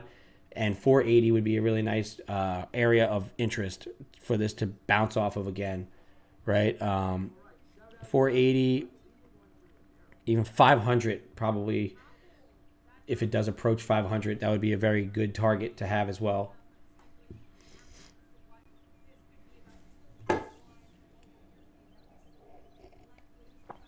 It's got to break and hold this support, right?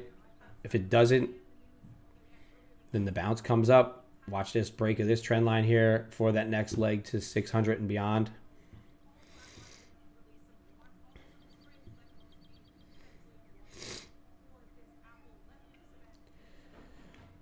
Once again, another touch of a trend line. The more touches, the more chances that it does break, but also the stronger it gets as it holds, right? So this could hold all the way up for the rest of the day and beyond. So just don't get trapped into a short just because it wicks just below it. Give it some time, let it close below that. That's why I wait for even a break back down below that previous day high.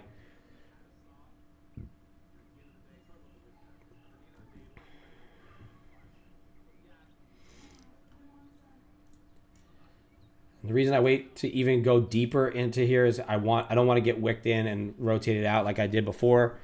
If this is going to be a strong support level, let price hit off on it and bounce, and then try and, maybe if we could hit here, give a little bit of a dead cat bounce and then rotate down would be even stronger for us to look for a break. But it looks like we're trying to go here. Let's see what happens at the green line. If it breaks below this and flushes, we'll be in good shape. It should happen quick. If it doesn't, if it catches a bid right here, bounces up into that, 70 or a little lower high here, that next little breakdown should give you that push to the downside if it's going to hold. If it's not going to hold, if it's not going to break, then it'll hold here, rotate through this trend line and back up to 600. So those are the two scenarios right here that are likely. I would expect this. It's 72% short, so I don't like it yet to go. But the delta is starting to get heavy. It's acting in the same light as the price action, so potentially could get heavy. Good delta break, better volume. 950, so I still have 5 minutes to decide to enter a trade or not before I have to pause and let my price action settle down at 10 o'clock. If it gives you that lower high here, or even if it wicks off 70, comes back down, then that gives you more confidence that the next time it touches, it breaks, right? Or this could just be a wick in. That's why I don't front run it. That's why I don't go right up on that green line. I want to get stopped in, and I want to be right fast, and I want to be able to trail it quick. Not everybody's trading strategy is going to be the same. Not everybody's ideas are going to be the same. Some people play the immediate break of the trend line. Some people wait for confirmation. Some people wait for further confirmation.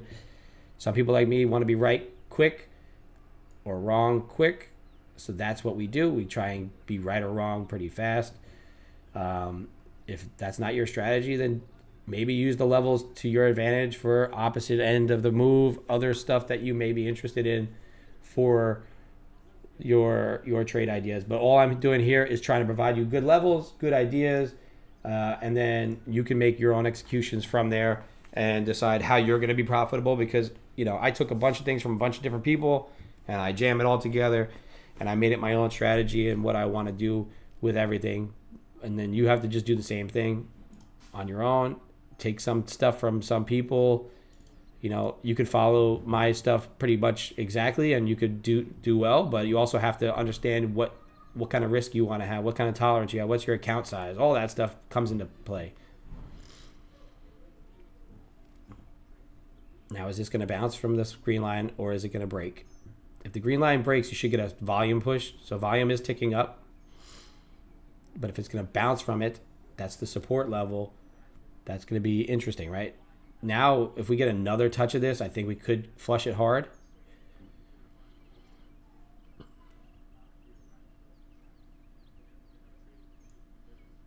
Yeah, I'm going to leave my stop where it is. And then my stop's going to be above 60.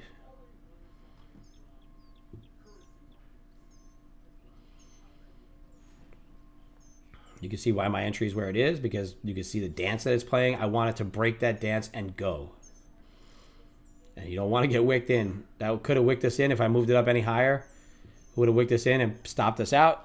So that's the reason I wait to confirm what I'm doing. So that looks like it's possibly a liquidity grab there. If it does fail the next time through, though, we should get a good volume break.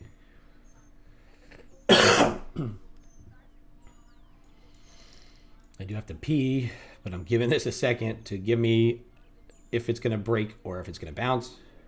You can see Delta pushing down, price pushing down. We made a new low. We made a new low. Is it a wick off bottom, or is it a good area for a buy? It could be. If you break through this trend line here to the high side, up to 600 probably gets you a good target at least. If S&Ps break and hold, then you should watch this, but 5100 is right overhead, so be cautious of the 5100 rejection.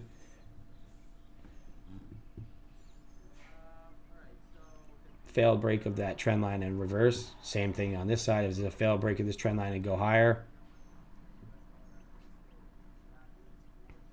Well, that was a really nice entry for where I think I would have been right. So glad I did not get filled on that. We're happy. We're still leaving it there because I think if we do break it, this time we go. If 5100 goes on ES, then I think we rotate back to 17.6. If 5100 rejects on the ES, then watch for this to go downside. You do have a decent delta push, a nice wick off on the high side as well. So you wick the low, wick the high. Which one's going to be correct? Which move is going to be the one that's right? Did we stop some people in to get some shorts involved, to stop them out, to go down lower? Or did we get some shorts involved to get long, and we're going to continue higher? That's what those wicks tell me on the 1 minute. That's what the volume will tell you. If you could break through this low again, I think you do go heavier and it'll go faster. If you break above, that 100's getting knocked on here. If 100 goes, then you watch the NQ give a little bit of a pump. NVIDIA is making lower highs.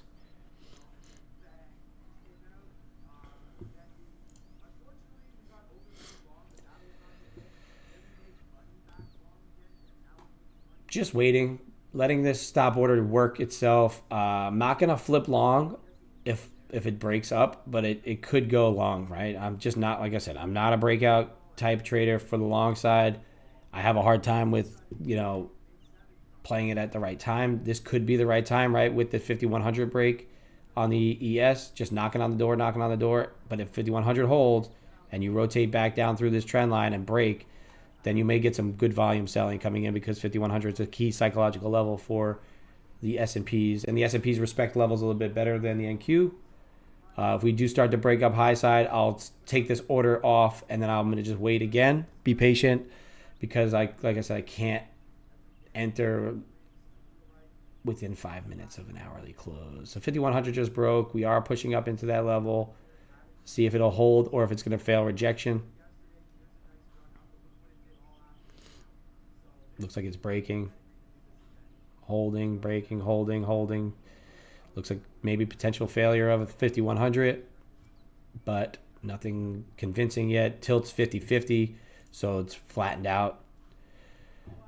We didn't quite make... We made new highs in price, didn't make new highs in delta. Could be just a false breakout to the high side. Overall, it's just being patient, letting your idea kind of play itself out, see what will happen from what you have setting up here. If it gets heavy fast, then we'll get stopped in, and probably, hopefully, if we do get stopped into this at some point, I should say, then it would be a pretty fast move, I think, to the downside. But this grinding move to the upside, break and hold to 5100 seems to be the case. So up to 17.6, the NQ will go if you're playing the high side break of this. So Just watch it. I'm going to be right back. Going to use the restroom quick. Price is not at my area, so I'm just going to pause.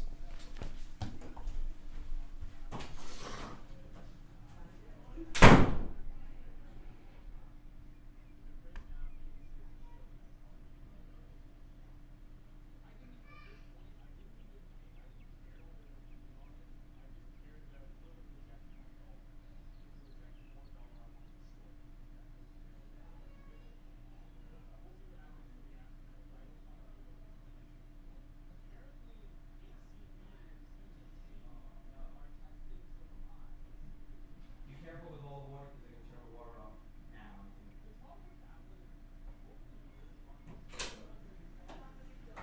If the laundry's already started, then it's okay, I think, because it's got water in it, but don't do anything else.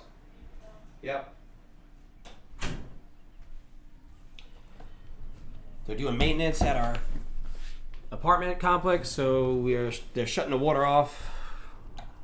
There's the break. It's going to push up to 17.6. I'm going to just be patient. Be patient. This could be the setup as well. A wick off of 17.6. And then a 75% tilt, 80% tilt. If you get a nice wick off of 17.6, you're going to get your delta divergence, which you're not actually. It looks like it's possibly acting strong. So buyers are stepping in here. If you get a lower high, you start to turn around and delta does make a lower high. It's just going to be confirmation that way. But S&P's made new highs in the day. NQ did not. That's just something to note. Russell also did not make new highs on that move there. So watch it. 585. There's a high volume node there at 585. Could push down to 575 if it gets back below there. If we do run through 600, I think we do continue to run up high side though.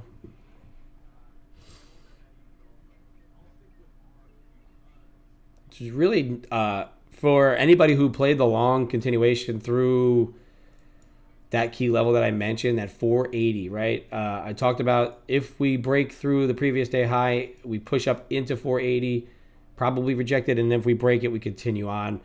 If you rewind the video to the beginning of the day, that's what we saw. Today we played that initial breakdown from the overnight high because we opened on it. We got a little bit of a move on it, caught a piece of it. It was up about 200 and change. I took about $90, $100 off of it. Then we took another shot at it, took another 90 or whatever. We were up like 140 something. Then we took a shot at this right here, short through back down through that 478, got wicked in and wicked out. So right now, kind of just waiting, watching to see what happens at this 600 level, if it's going to wick off the high or if it's going to push up. But I mentioned if you did play this break of 478 or even the break of the previous day high, target one was that 478, 480. Target two was this 530, which you ran right into, sold off, ran into. Then you played the break of it. Previous high right there, 554 quarters. That was another target and obviously acted as support. So now that's where we're at right now, right? We're sitting above there. You know, if you were long today, you are in very good shape. Nothing holding you back.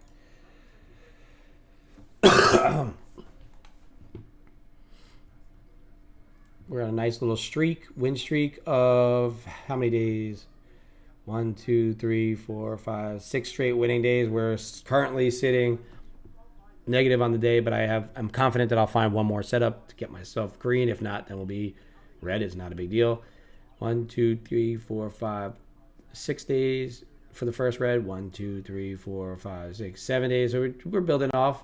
Seems like once every couple days, we start to get a little bit of drawdown, then we'll bang it out and hit a nice little winner. 69% long. What's the delta? Delta push higher, price push higher. Everything's acting like it wants to continue on. But if you get a turnaround here, you got to wait. Maybe you'll get another setup that'll give you a delta divergence. But right now, delta is not diverging. It is making the same levels, same highs, new highs. So I'm not confident that the breakdown comes right here. I think we do continue on a little bit through 6. And after you get through 6, I mean, there is resistance there up into 607, 610, 613, 640. But if you just start to break here, that's a nice little break. But is that a manipulation or is it a go?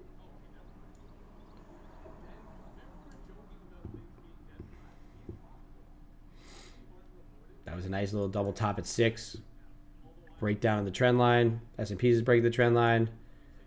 I mentioned the break of this probably gives you to 600. Right to 600 it went. We did not get through 6. So let's see if we get through our level this time. I might give it a chance to bounce and then give us like a little dead cat bounce and then run through. But if not, we will stop sell into that.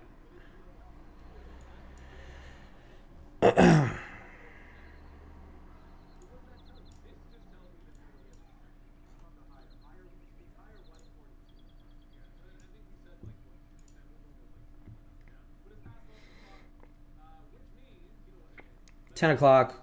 We were able to trade. Let's see if this will continue to melt or if it's going to bounce off of 54.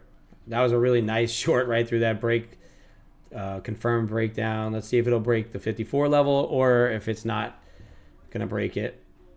You got a nice heavy delta push to the downside. And we're filled. We're in.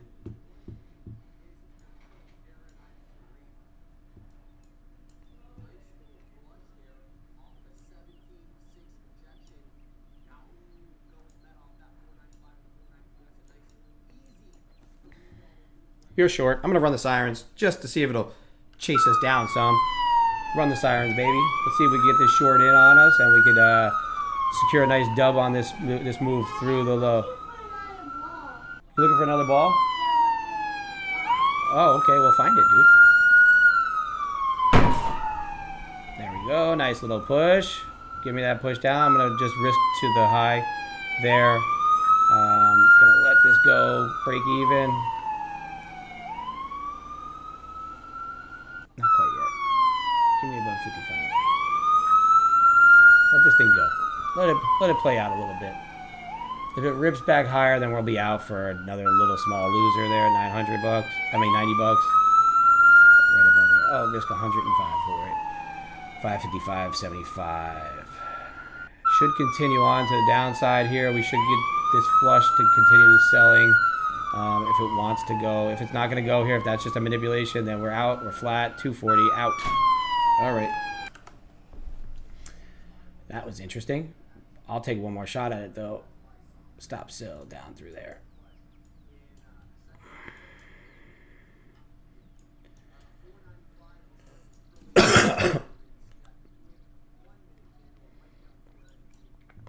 So we got stopped on it. I am going to look to short it again here.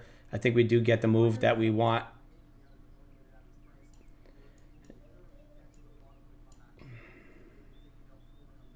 Accept us back down below this level here. If we can get through the low, then I'm going to go to break even.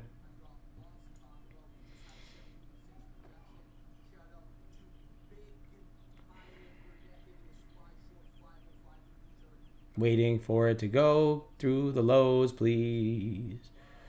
Go through the lows. I'm not afraid to re-enter if I find it to be part of what I am planning out. If I don't just hammer in and hammer in and hammer in. I don't want to do that. I don't want to max my losses out, right?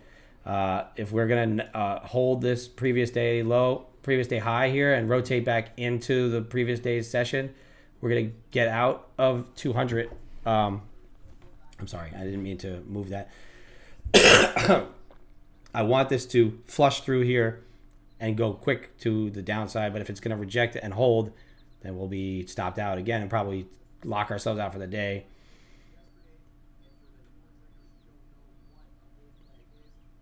Push downside to the 80s. If it gets through the low, then we're going to go to break even. But it's got to get through that low there at 40. If it tags 40, we can get to even. If it's going to make a higher low here, I just want to see the delta. Looks like it's doing all right. We're doing all right. We got a high volume node here at 50. Should push through it. I don't want to risk over the 55. I'll take a stop at there. Because I think if we wick this, we're going to run higher.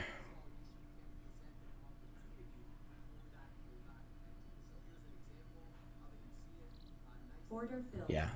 All right. I'm going to pause. 2 in a row there.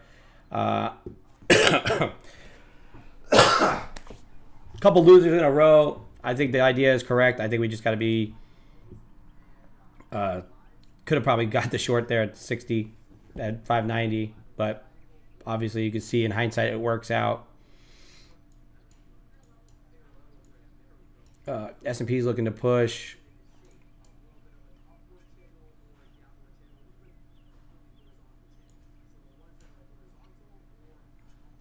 We got Delta here popping a little bit, right? Pushing upside, price trying to push down. So you're getting a little divergence there.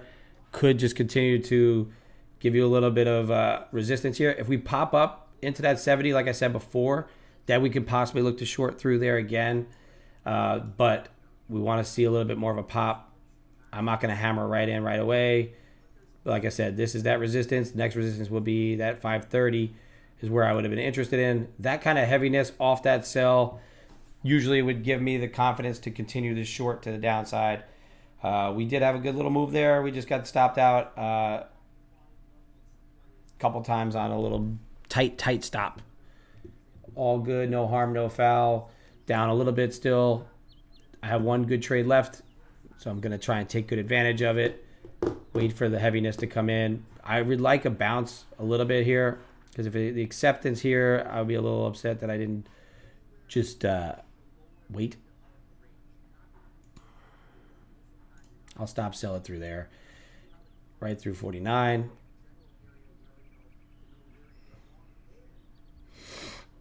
There's the pop up. Let's hope that we could get the failure of that breakdown now.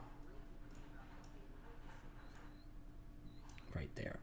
I don't want to get wicked in. I want this to go. This will be my last shot at it. If it doesn't go, if we get stopped out, we'll lock ourselves out of this account. It'll be our personal loss limit for it. But I want to see if I could get the heaviness to come in.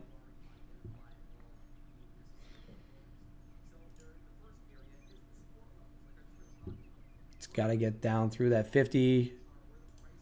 S&P's is making a base. I think we could get through that base on the bottom end. Continue us down to VWAP potentially.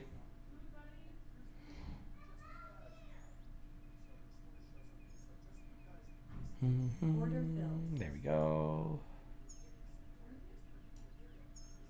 If it gets above there, 60, obviously we'll be out.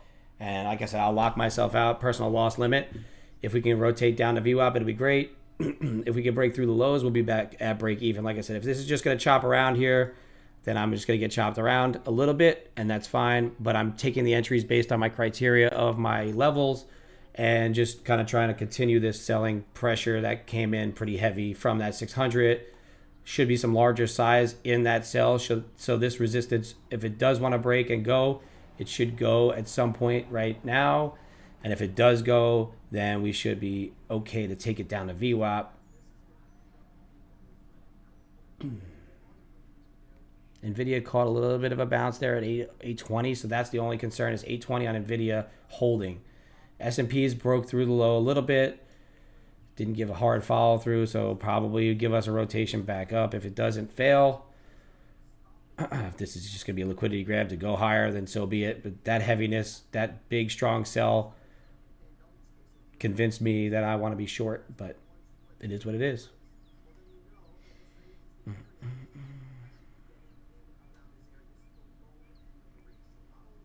Gonna wait, be patient, let it go. And we're wrong quick, right? I want to be wrong fast. If it's going to stop me out, we're done. We're going to lock ourselves out. Max loss limit on the day. Take it, lock me out. Good. Dismiss. So we're down 560. Took two, well, pretty much 0 for 3 down here at this low. That real move obviously was that 17,600 level. That's where you wanted to take that short. I did not. And then where I wanted to be short was down here originally. So I took it. That's my level. Waited for the confirmation. Didn't get it. So we are down for the day. So it is what it is. We locked ourselves out. I'm hitting off on that personal loss limit. I'm never going to let this thing get down to that $1,000 loss. That's how I stay in this game. Tomorrow I could come back and easily make back that sum and then some. So what I will do for you, if I wanted to see what happens with this, Could switch over to the other account that I have that's a little bit drawn down, but we had made some money on it. But we'll stay here for a little bit on the stream. You don't make money every day. You got to learn how to limit your losses and go from there. I was very tempted up here at 600. Just didn't take it, obviously. Moved very fast once it did break. That would have been the good trade right there. Taking that break of the failure of 600. The strength on the day just didn't tell me otherwise. And then once we got down through previous day, 2 days ago, previous day highs, tried to short through there 3 times. And, we did limit our losses on the 3 trades. We were up a little bit. I went back above and I gave myself that full loss. So I had my stop. I kind of played with it a little bit. Price just didn't want to follow through, and we stopped ourselves out. We gave it another 2 chances, and realistically, either way, this would have been 2 full losses here out. So 3 times shot at it. If we wanted to return back to VWAP, we would have made money. Today we did not, so it's all good. Yeah, the failure of 6 was definitely the move. Now the liquidity grab here at 550 definitely looks like it wants to grab us up to 600. So we'll see what happens. If it gets above 6, then the continuation probably is on, right? Yeah, tomorrow's another day to kill it. Absolutely. The move of 6, yeah, like I said, that failure of 6 was definitely the spot to take the short. Unfortunately, I drew down to my max loss limit there, and it happens. So I didn't actually draw down to the max loss, right? The max loss is 1,000. They'll lock you out. I have a personal loss of 500-ish, which is two full losers. I'm only risking $250 max really per trade. And as you can see, I took 3 shots at that there, and I was already drawn down a little bit. So 4 smaller losses really got me, in a row. When you start to hit loser, avoid the tilt, avoid getting in on it, and switch your account up or whatever you got to do. Sometimes you draw down. Our winning streak comes to an end at 6 days. So we had 6 straight days of winners and a loser. Prior to that, we had 5 straight days. So we're bound to hit off on a 7-day win streak coming here. So that is the manual lockout notification. It shows that you cannot trade on this account anymore for the day. Just kind of how it is. So we're just going to stay on stream, provide some more value, do what we got to do. If you guys have any questions, comments, concerns, anything about why I took what I took, why I locked myself out, why I'm shutting myself down, right, for my losses, I can only execute on my strategy the way I see that it works. My winning percentage is usually up in that 70-80% mark. So I take those trades every time. If I lose on a couple of them and they're all on the same day, then you lock out. It is what it is. But as long as I don't draw down crazy, for the week, we're down just shy of 400 because we made 100 and change yesterday. So, nothing that we can't make back tomorrow and then some moving forward for the rest of the week.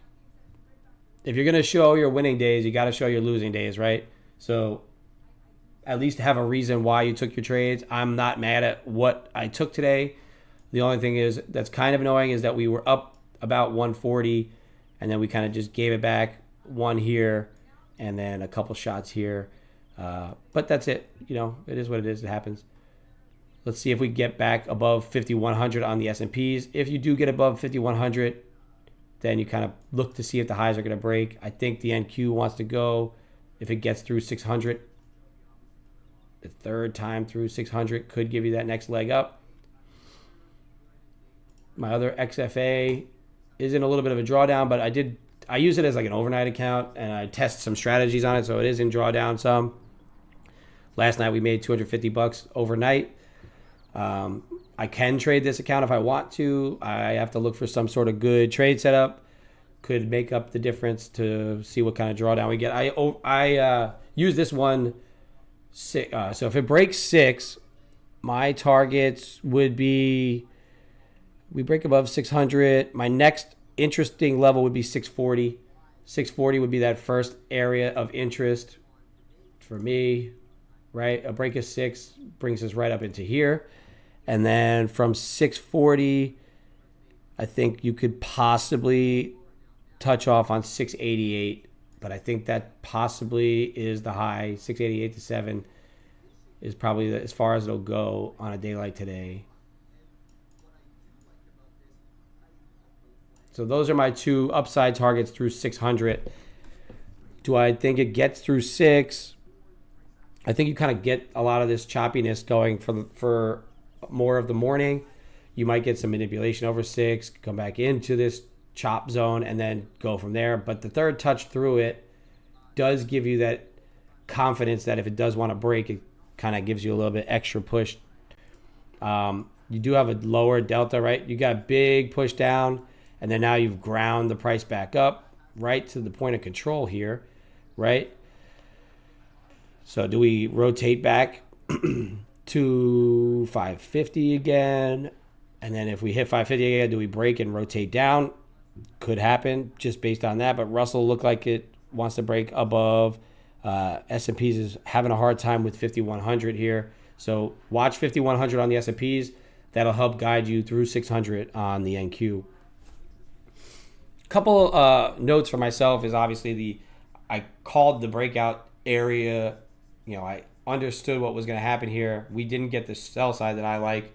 So I didn't get entered into a short, which is good. But talking through the long, you do have that good opportunity here to make quite a bit of money and execute a really nice break of key levels, which gave you good targets, right? So talking through those levels, there was some really good call outs there as far as those are concerned. We are drawn down. I'm not going to be on that account right now. I'm going to show what I've actually done on the day.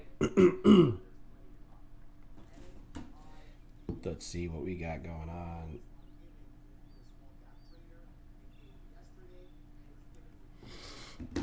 See what happens through 6. Like I said, that 640 level is interesting. My only concern about that 640 is there's some wicks and some bodies down into 613, 615. So could wick into 615 and fail 600 again. So just watch it. Be careful. If you are confident in your breakout strategy or you have some rules behind it, that is the key zone there. Obviously 600 here. That's where you're at with these levels. You do have up into 615 is that zone really.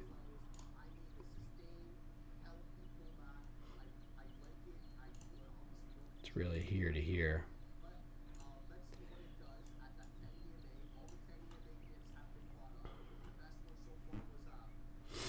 Yeah, unfortunately, like I said, I kind of saw this coming. I was talking about this 600 failing. We didn't quite have a delta divergence. Everything was acting strong, so I didn't get triggered into this myself because that last level of confluence wasn't there for me.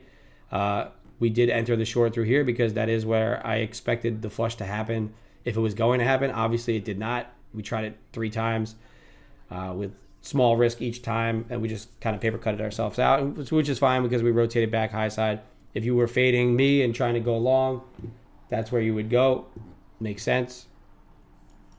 And we locked ourselves out to make sure that we have trading capital to move forward tomorrow and trade, this account moving forward, right? So still lots of trading days left in the year, left in the month. We have another whole 1, 2, 3, 4, 5 more trading days left this month. We are still positive, well over 2,000. I took an $800 withdrawal last week. We're still in just fine shape, even after having 1 losing day like this. 2 losing days on the month, not too shabby. We're going to try and finish up strong, keep pushing our setups, and then let's say like tomorrow I can make 1 good trade and make double back what I have on my loss here and be just fine, right? If you want to try this, we do have 2 combines that popped up as well that were reset. This is something that I watch for, is this tight wedge that forms at key structure levels. A lot of times that likes to break to the downside as well. You are starting to get a heavier delta here. Price is trying to push up, but delta is pushing down. So you are getting a little divergence there as well. Could this be the next leg down? Because 5100 is having a real hard time here. And you just got a decent amount of size filled on the short side. See if it just stops or if it's going to be new sellers.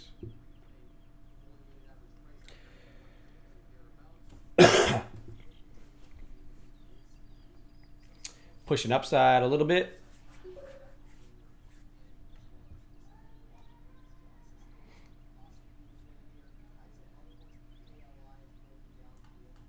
Deckmar has a lot to say about the Tesla trade that he's interested in. So if you're interested in the equity side, go over to Deck's little type up there, right up. Check out what he has to say. Fail break above.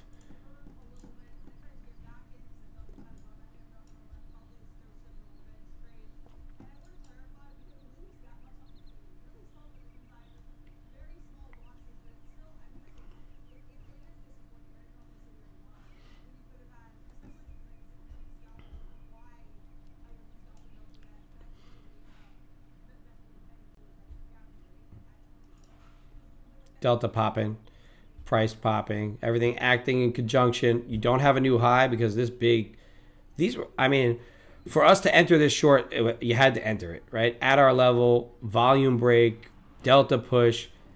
It is what it is, right?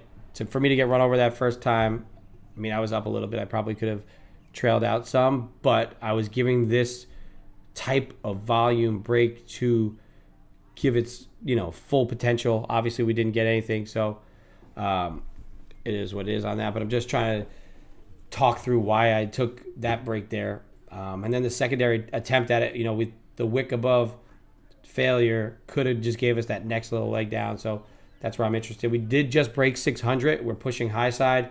See if you get through the top end of this purple zone and push yourself up into that 640 zone, because I do see that we're only 60% long. Your delta is kind of grinding to the high side. Everything is still up there, but like I said, this purple zone I think does have a little bit of resistance in it.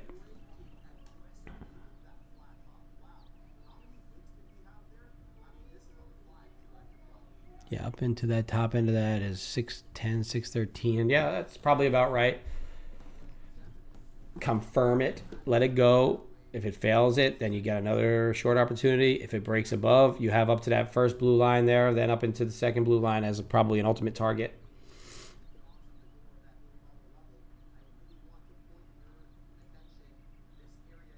Another failed break of 6, or is it going to be a confirmed break of 6, rally, just continue to buy, trending type day. NVIDIA making a lower high here currently.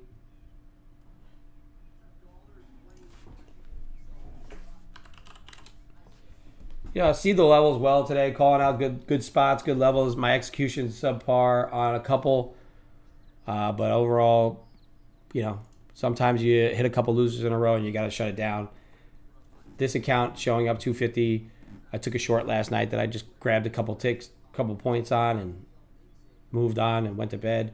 I use this account kind of as a test account, or if I'm going to try and do some stuff overnight, or if I want to try some size stuff, I'd use this one. Obviously, you can see it's a little bit drawn down on this XFA. The other one is the one we have taken payouts on. This is today's actual P&Ls for the day is 566.80. Down on the day, but overall, like I said, we had a plan. We executed on our plans. Sometimes your plans don't work out. But more than likely, on a day-to-day basis, our winners outweigh our losers, so we should be just fine. If I run into 2 or 3 days of this, that's annoying, but more than likely I won't.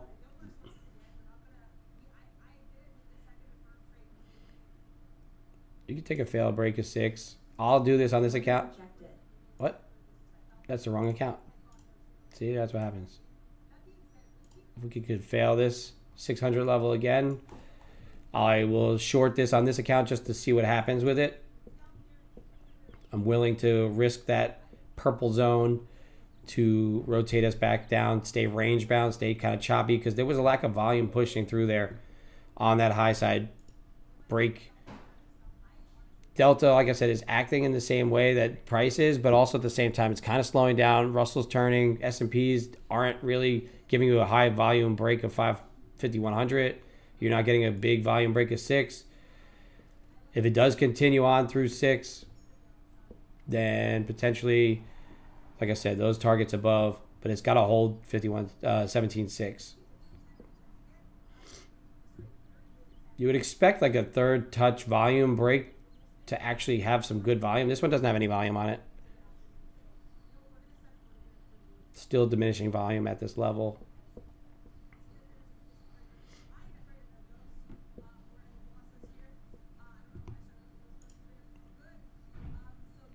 Delta ticking down, price trying to tick up. So which way is going to be right?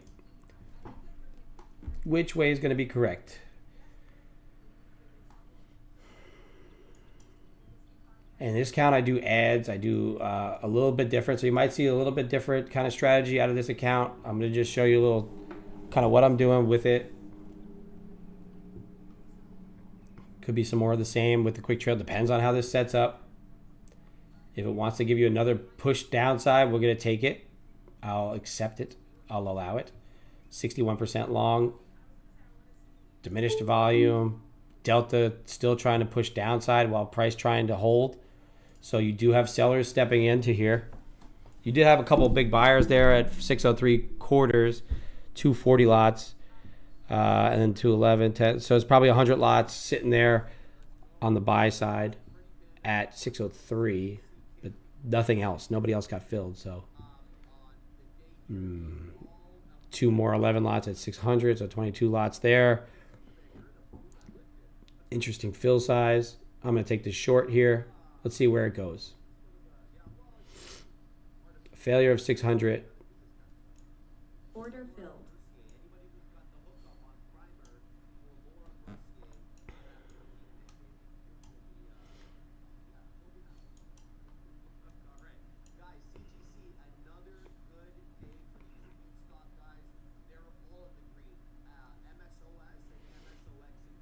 Short on this here, fail of 600 once again. There was just a lack of volume at the high. Usually if you get a break of a key level, you would think that you're going to get a pretty decent volume break. You didn't get it there. Delta was diverging. Just giving it one shot short here on this other account. Another funded account that I have been testing some stuff out. We were up 200 and change on the night. So really kind of just risking that overnight win to see what kind of sell side pressure will come in here. If it does, in fact, come in at 5,100, gets wicked and pumps, then this probably rotates back up as well. But if we could break through some of this chop here, I think you get a decent flush down, back down to that 554, and then you can see what happens at 550.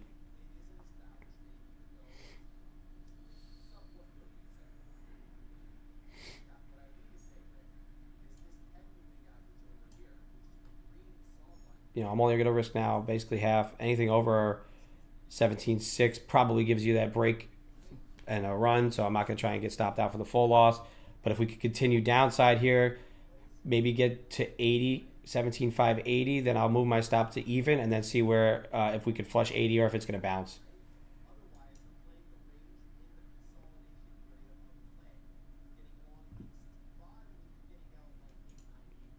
Delta is moving in the sell side direction. Oop, I don't know what I clicked there.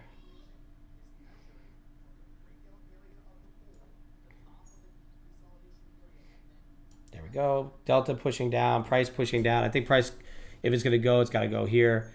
So we are in a free trade. We're going to see how far down it will go.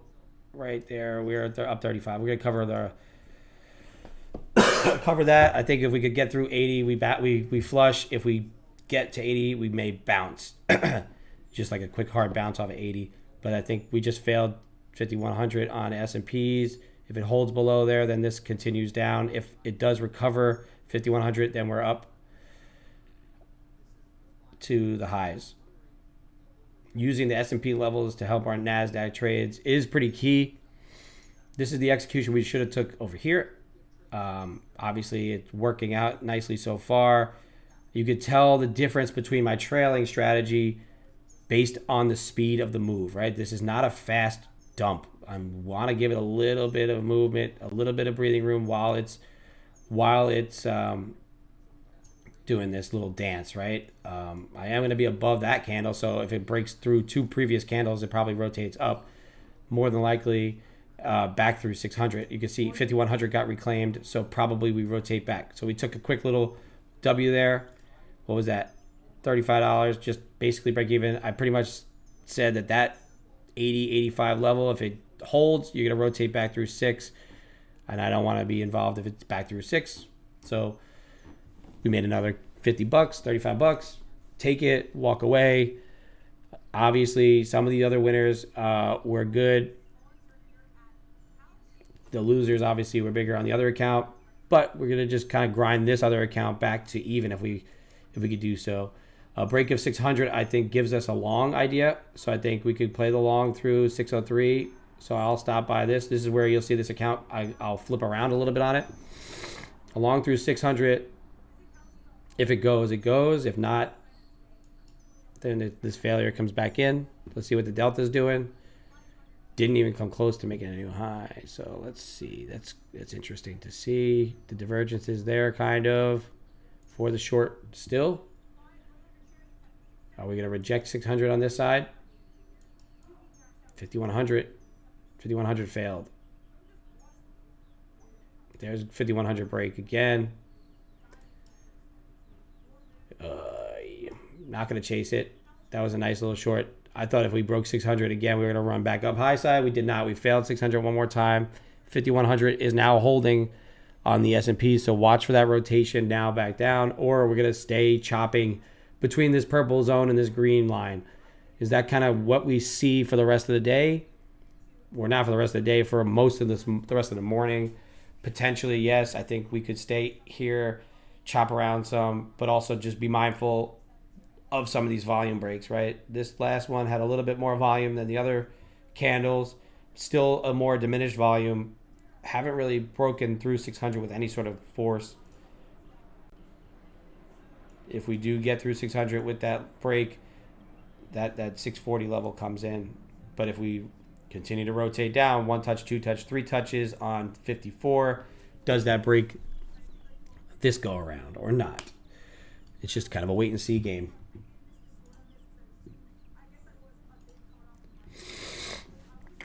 We are down 560. I locked myself out. You can see when this pops up, account has been manually locked out. I drew down to my personal loss limit. I did not want to continue to trade on the day, especially in that account.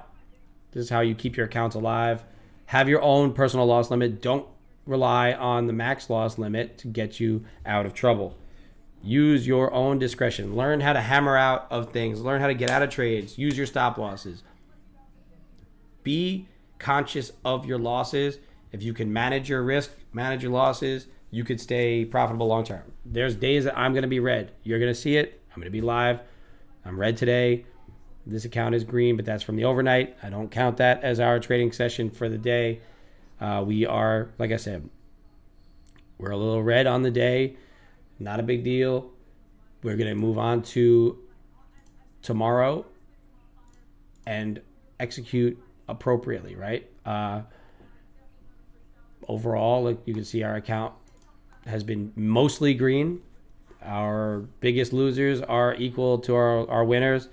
So, I could easily have days where I'm up over 1,000 plus, which would mitigate these two losing days in one good trade, right? So that's what we're here to just make good executions, wait to see if the setups come into play, and then just call out good levels. And that's what I look to do time and time and time again. So hopefully we can see this. We'll stop buy-in above 6 this time. See if we could take it to 640. See if that volume comes back in now, or if the divergence is still there. Still making lower highs on the delta. But if you get a breakout here of this level and a breakout of delta, then you get filled, possibly get that momentum break. Could this be the time that the momentum break? I am executing on this other account here that is up a little bit. Just showing you kind of a little bit of an aggressive style. Like I said, I'm not normally a breakout trader, but this could be a good little move here through 6.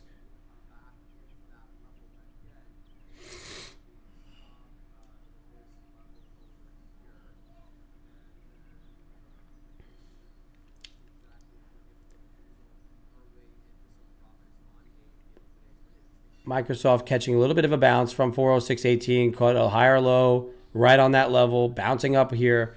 If we can get a push up here, Microsoft kind of follows through, and if NVIDIA does catch a bounce as well, then this could, like I said, push us into that 40s.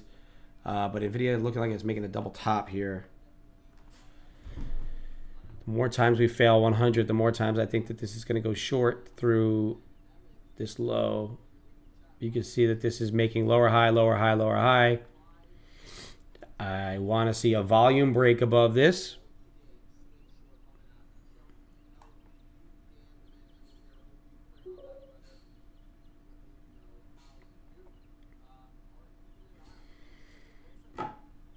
I said 700 probably the max gain on the day. 600 was a good target for us. We hit right off on 600.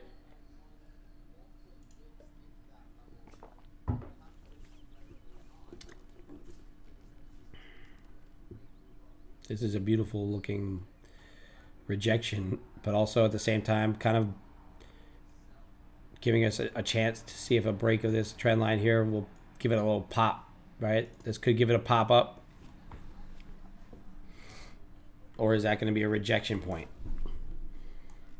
NVIDIA rejecting the highs. The 600 level is acting pretty strong. I said up into 615, this purple zone here. Really important levels.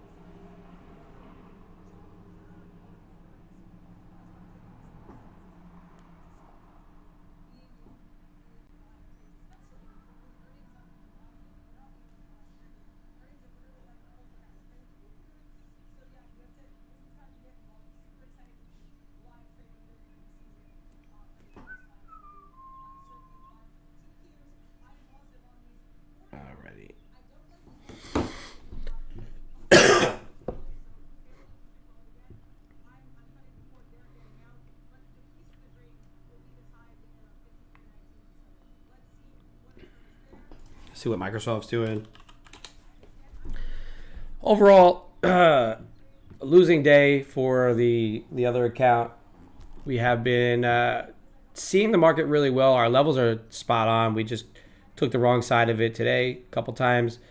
Really just kind of looking to get ourselves into something without they're good setups. Everything was around levels. They were just a little bit, using older levels, not as useful for me. They are pretty, obviously it still worked, right? This was a support level instead of a breakdown. So I used the level to the way I use the levels. And, sometimes you win, sometimes you lose. Sometimes it rains if you're a Bull Durham fan.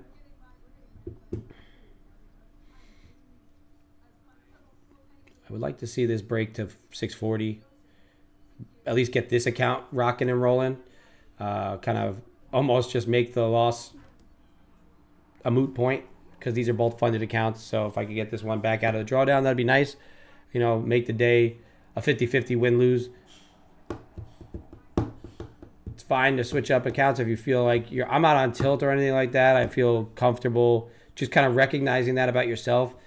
Talk through your emotions, talk through what you feel on the day. Give yourself an understanding of what you're looking at. what your mental state is, right? The mental state is huge with trading. If I were to feel like I locked myself out on that one, not because I felt like I was just going to keep hammering into trades, but because I hit my max drawdown for the day personally, and I don't want to extend that. Even if I got an A plus setup, the chances of it failing is still there, right? So I don't want to have an extended oversized loss on the day. I'd rather just take that 500 plus whatever on that and then move on. And then this account, I'm just trying to show you possible breakout play through 6 if we can get some volume involved. We do have just like a flattened out price action, a flattened out delta. You are starting to kind of curl to the upside a little bit. So maybe if we do get through the value area high here at value area high is at 605. Maybe that break of 605 does continue us on a little bit. But like I said earlier today, I did think that 600 might be that extended point where we we reach into and we kind of don't get past.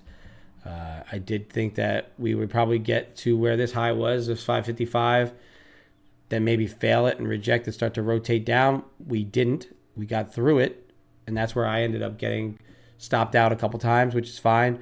But like I said, that 600, 615 upper shadow here does give me an interesting spot for standoffness. But like I have this buy order here just in case we do break out and give me that one more leg to the high side and then fail 40. And I think that failure of 40 probably is all we have for the day's move. I don't know if we could see that much more upside from it. I mean, we could because it is the NASDAQ, but everything else has kind of slowed down quite a bit. Just a very flat delta sitting at the point of control. Yeah, nothing here for me.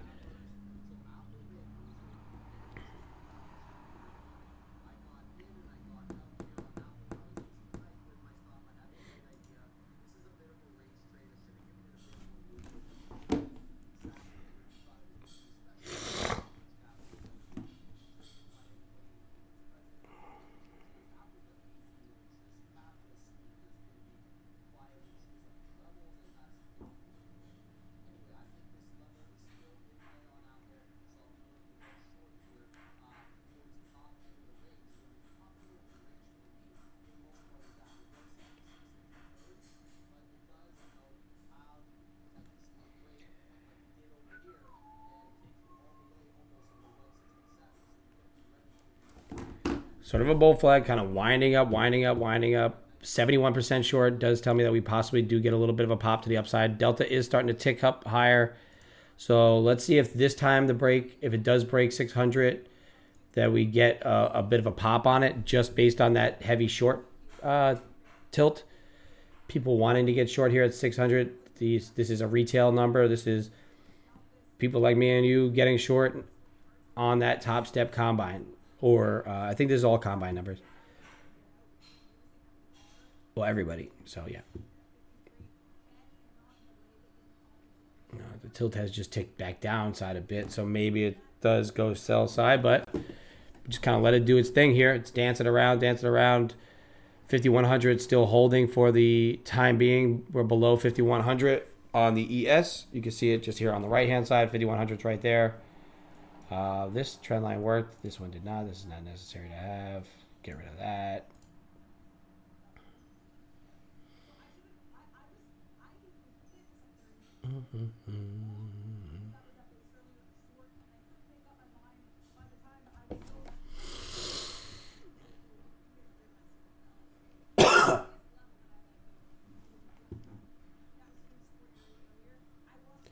Price action has slowed down quite a bit. Volume is ticked down. I don't know how much we're going to get out of the rest of this. I'm going to kind of shut this off, that order there. This account, like I said, we're up just shy of 300 on it. We are in drawdown a little bit on that. This one we locked out today. We're up. We're down 560 on this account. We hit our manual max loss, personal loss limit. Learn how to lock yourself out. Learn how to get yourself into a position where you could trade tomorrow. If you have to lock yourself out before hitting off on a loss limit, then do that. But otherwise, I think just stick to your plan, right? If you don't have a lockout button or something like that, turn off the computer, go for a walk, listen to me talk about nothing. I don't know what you want to do to help you emotionally. But realistically, you got to just kind of roll with the punches, understand where you were, what happened, maybe reflect on those losers after, maybe later on today, figure out, hey, what did I do wrong? What did I do right? Every entry I took today was calculated. I had loss limits. There was reasons behind why I took the trades. I'm going to kind of run through it real quick just to recap, since the stream is going to be done in about 15 minutes or so. Originally today we were looking at this opening up at the overnight highs. We've been noticing time and time again, we open on overnight highs at the high. If we can get a little wick of it, we could fail it and rotate to the low side down to VWAP, which technically this shows that we did, but we didn't quite make it to VWAP at that time. VWAP was well below. This kind of just adjusts here and there, and I don't like how it does it. But we did take that short. We stopped ourselves out for about $100. Then we took another short, stopped out for just shy of that. We were right around 140 up. Then we waited pretty much the entire session, talked about how this breakout probably was going to happen, how I'm not a breakout trader as well as I could be, but talking through these levels. If you were long, this was a really good opportunity to see level to level to level. Talked right through it. Once we got to the breakdown here, I tried to take this short because it was a failure of my 78 level, which we ended up just getting ticked in and ran over, and that was what kind of started the losing, right? We shorted this, then we shorted this three times, and that hit us off on our $500 loss limit there. Realistically, every execution had a plan. There was a thought behind it. We just didn't get a chance to capitalize on it. I mean, we're in the money on this one. Then we took a loss, a smaller loss, but we took it, rotated back down on us. We tried it again after a wick off. Then we wicked off again and got stopped out. Reasonably speaking, we probably shouldn't have taken that third entry, but we did, and we're out. So the only real, I mean, it wasn't even a bad execution because it was still part of the plan of trying to flush this low and rotate us to VWAP. Never came into play. Got a good bounce here. Now we're just flattened out. Price action's really just choppy. Staying out of this is good for now. If we rotate back down to 54, watch that 54. That's the high from 2 sessions ago. 54 to 78.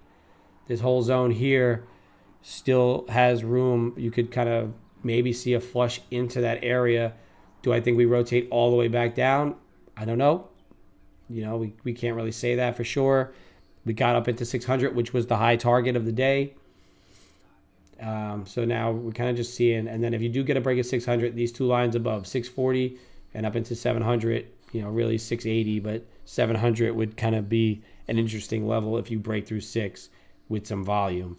I mentioned the shorts here. I took this short, and then we kind of just chopped around. So I was out at a little bit past break even on this account. We were looking at a failure of the 600. There was no volume. There was no push. There was nothing that was pushing us through 6. So the failure was more likely to come in. Will we get a bounce from 54 again? Potentially, but this could be the time where it just starts to get heavier and heavier and heavier and roll over. Tilt at 78%, so you might bounce, because anytime there's a heavy tilt in a direction, a lot of times it kind of just doesn't do so well for the follow through.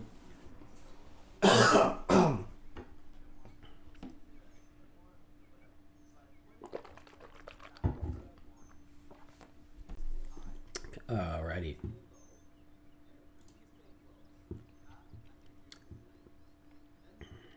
Learn to lose good, then everything else will follow. Looking to see if I could catch something on this account before I get off. Just kind of looking for setups. Really not getting anything. Up 280 on this account. Just kind of grinding this one back from its drawdown period here. Not too bad. It's really, I use this one as not like my reckless account, but I use it to do some overnight stuff. I use it to do some scaling things. So I've been working on some scaling stuff, either overnight or, you know, late session. If I don't have the time to hop on a stream or something, I'll use this account to kind of mess with some stuff. And as you can see, that does lead to drawdown because you do not follow so strictly with your rules, but it could. I'm going to build out of it and try and build this account back up as well, and then we could work some good trades on this, and maybe do some overnight streams where I do some overnight analysis stuff. And if you're interested in that, just let me know. Send a message, send a like, do whatever you got to do. We are drifting downward here. We had pushed up on Delta, tried to make new highs, really just never could get through that 600 level. You can see diminishing Delta, a lack of buyers coming in, more sellers starting to kind of just trickle in here as price moves down. I think you get a lot of lower volume moves at this point in the day. Who knows what happens from 11 o'clock on. Maybe you'll get something, maybe you won't. Overall, my stream goes 8:30 a.m. to 11 every single day. This week, we won't be on Thursday. I'm sponsoring a golf outing with the Day Trading Coffee Co.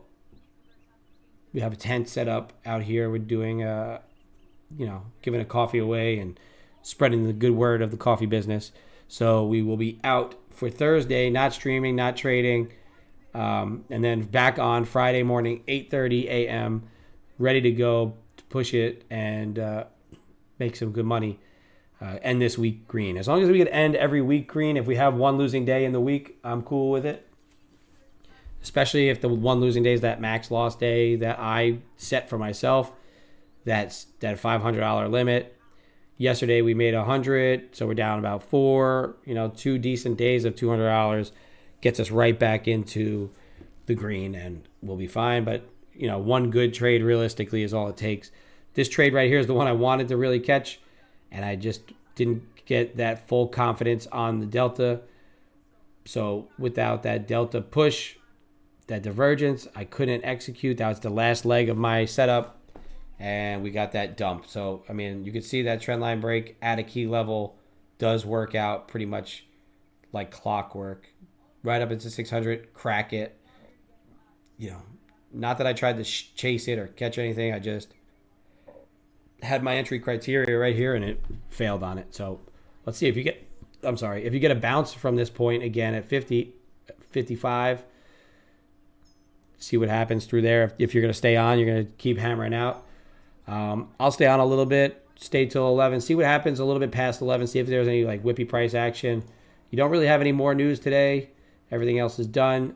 You had these numbers that came in a little light that gave a little bit more confidence in the longs to step in and continue on. Tomorrow morning, pre-market, you got durable good orders.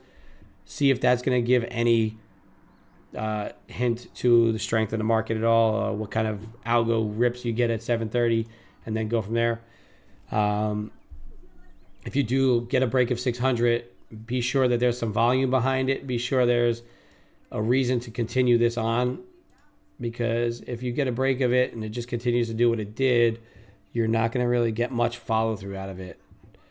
Microsoft is giving you a hold above 406.18, but it's flattened out down here. It's not really giving you any volume, not really pushing anywhere. Nvidia, let's see what we got. Nvidia, we made a double top, we pushed down, now we're back down 822 even, trying to catch a little bit of a bounce there. Tesla sold off to start the day, rallied up, and now is basing on the highs. Apple pushed up into 166, just above 166, up to 66.98, almost to 167. Failed that, and now is kind of breaking through that little consolidated low here at 66.40, and now is down at 66.29. So if Microsoft gets a little bit of a bid of any sort, then maybe this market goes. If it breaks down through 406.18, then you might crack through 54 and down the VWAP. But this price action is super slow, super choppy, not a ton going on here.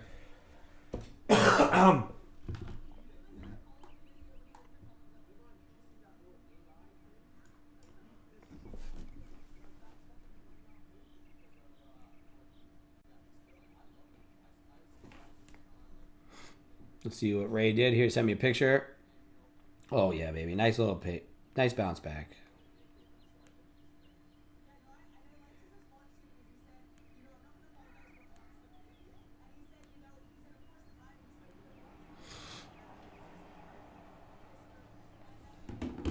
right? Giving a little bit of a bounce, catching a little bit of volume there. Delta's pushing up.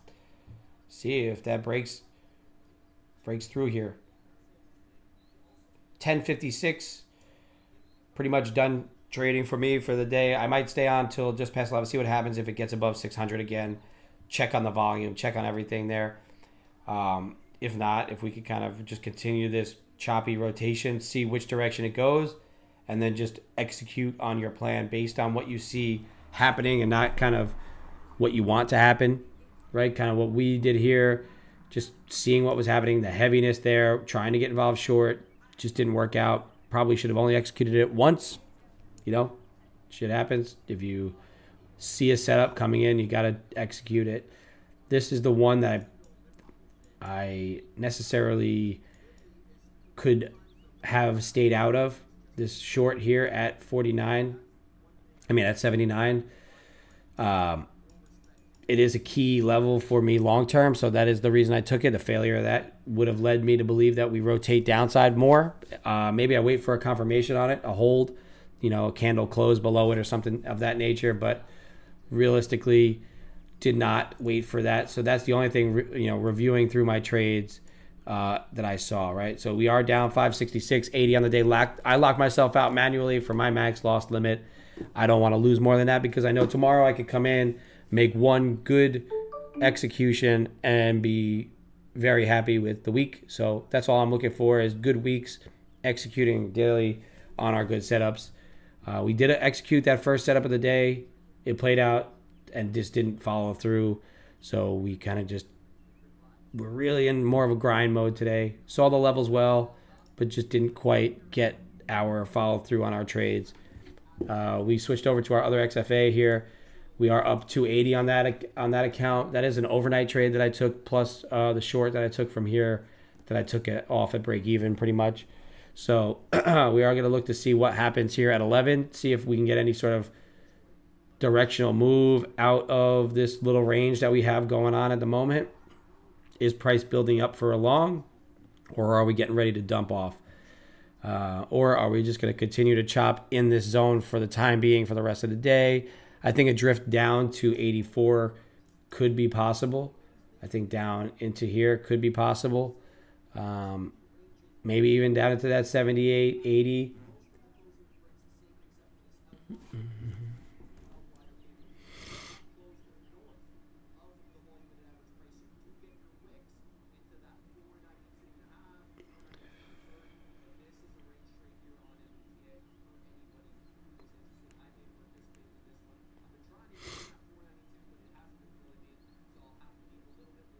Yeah, I wanted to get off that 600 short, but I just didn't have that divergence that I wanted.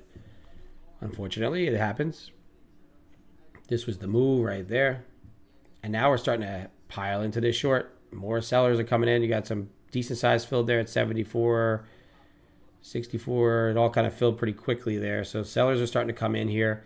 See what happens at this 54 level. If it's going to give you a bounce or if it's going to start to continue to be heavy through it. One touch, two touch, three touches through. Could that third touch through get you down to VWAP? Or does it, like I said, rotate, bounce, and give you that push back up to 600? You got to be looking for stuff that's going to help keep you in or keep you out of the trade. You got a high volume node here at 52, 50, 52. Delta is pushing down accurately with the price. So everything is kind of acting together. You would like to see it. If it is going to break through that low, you want to see Delta kind of give you a heavier push down into these lows.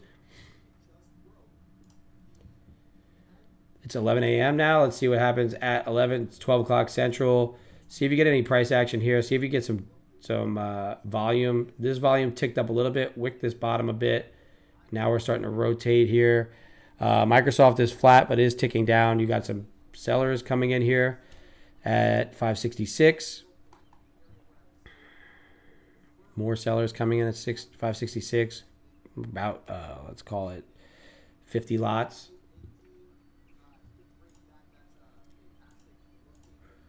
Overall, the main account drew down 560 on the day. No harm, no foul. Back at it tomorrow. We are going to execute on our plan.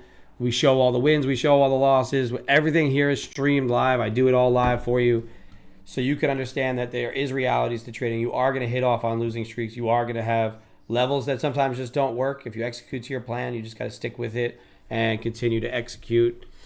I think if we continue to grind down here, maybe the crack of the 54 down into 50, down into VWAP is possible.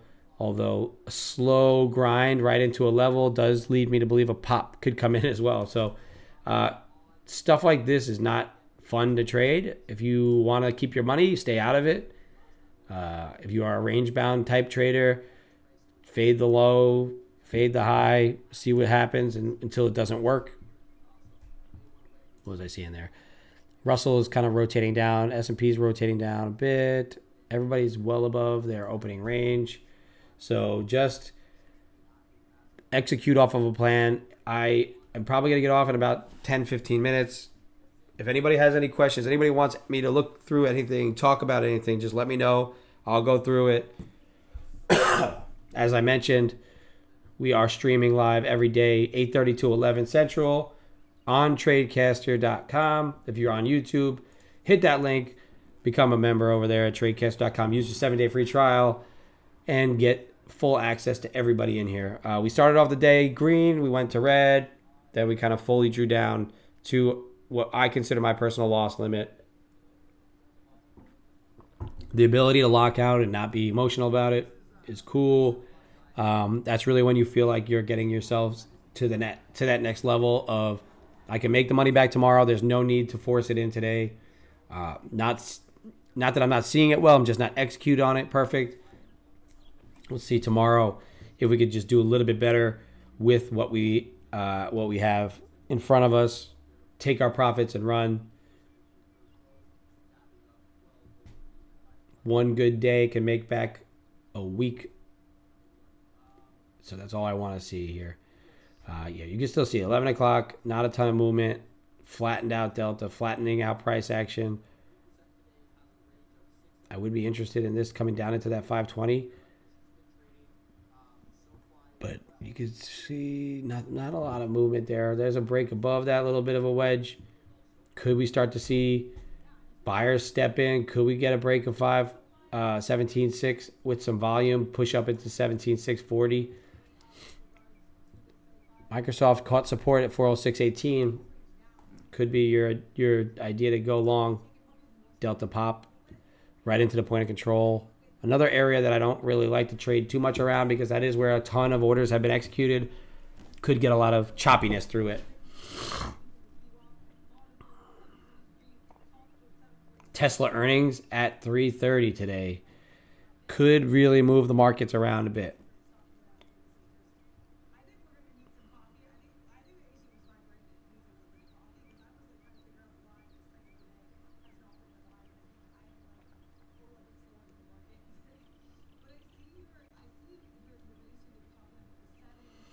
The 80 levels like to be choppy. The 20 levels like to be choppy. If we could get back to 6, maybe that break of 6 here does give you that push, that one final push up before we do continue either to trend or I think we just kind of falter again unless there's some good volume behind it, which I don't see being the case at the moment. 11:04 a.m.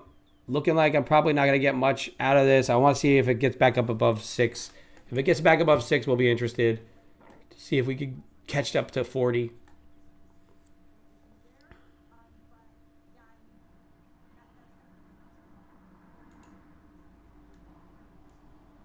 I'll set that there. And you can see with this account, we can do some damage on a long. If we can get a volume break above there, I want to buy another here, and I want to take one off at 40. That's what I like to see as far as executions are concerned. If we can get through that 600 level with some pressure, with some volume, Delta is creeping up. You're starting to get a confirmation on people wanting to buy a little bit more around here. That does give me the confidence that this touch of 600 could give you the break. Let's see what happens. This is, like I said, this is the other account that I normally kind of work a little bit with leveraging in and out of. I do slightly different things with it. That's why it's a little bit drawn down. Just kind of, I mess with overnight stuff. I mess with some intraday stuff. This is not the main account. We are up today. We did make a $250 win on the overnight session. In the slow markets, played a failed break. Worked out beautifully. At 5,100 again, rejecting.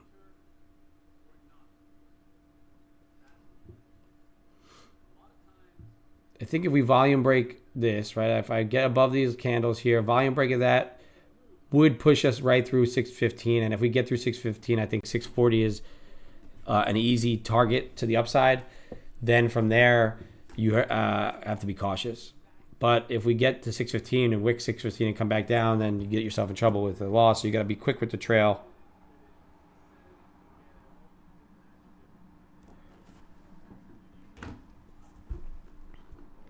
Microsoft is absolutely flat, but holding above 406. So let's see what happens. If you get a big volume pressure right here through 600, we could get a little bit of a pop. Delta is starting to tick up. Everything's kind of starting to work its way into a buy. If it fails it, then, we will see what happens. But it is at 5,100 that's acting as resistance.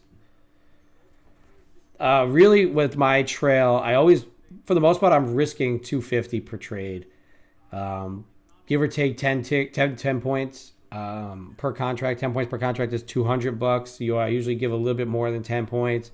I try to get as close to that as possible. And then as I start to see either price moving my way or the speed of the candle, price action, some of the level 2 stuff I look at, time and sales, I will just kind of trail as I see price levels on the chart. I work with the price levels on the chart to just maintain my risk. And then as I go, let's say I add on, or if I don't add, if there's no add here, my quick trail, I'll go, all right, if we get to 615, there's a chance it's a wick off failure. So I'll go right below 615, because if it's a wick off failure, then I at least secure that much. And then if it's going to be a big fast move with some strength, it should never come back down through 615. So I feel confident moving to my key structure levels, right? I'll move, if I break 600 and I get to 615, then I'm confident that I can put my stop at 615, because then I know that if it comes back down, it'll probably at best stop me out at break even, at worst go for a full loss, right? So my initial stop is usually a 10 point, give or take a few ticks, loss of right around 250. And then as soon as price starts to move my direction, I find reasons and places to put my trailing stop that is going to mitigate any sort of loss that I have. And then just buy me another trade. I just want to buy myself the next trade, and look to see what I could do as far as that's concerned with that.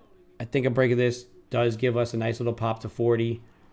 So I will stay on here, and I'll try that on this account, right? This is the account that I try the stuff that I maybe aren't A-plus setups. And if I'm drawn down on my other account, it's worth just taking a shot at with this account and giving it a go. We are holding above 5,100 on the S&Ps. So that could give us a little bit more confidence. You're getting a lot of buyers here at 595, really big size. That kind of got filled, 30 lots, 25 lots, 13 lots, 25 lots. So could have been one big buyer that got involved, or a big seller that got filled across the board. But I didn't see a big sell, so it seems like it's just more a large size buyer. So let's see if it gets through 6 and pops. But you got to see if there's some volume that takes through here. Delta is pushing up, so we are confident that the Delta, there are new buyers coming in here at the high. So this time around, there's actually buyers here.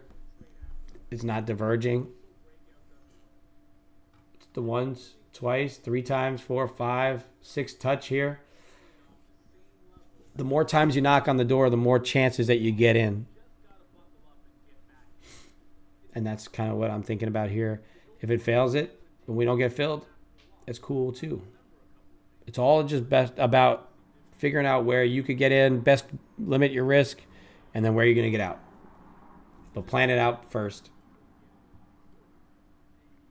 I'm playing that break because it's the break of the most touches is just above 601, even though the lowest point here, probably 600 is the number.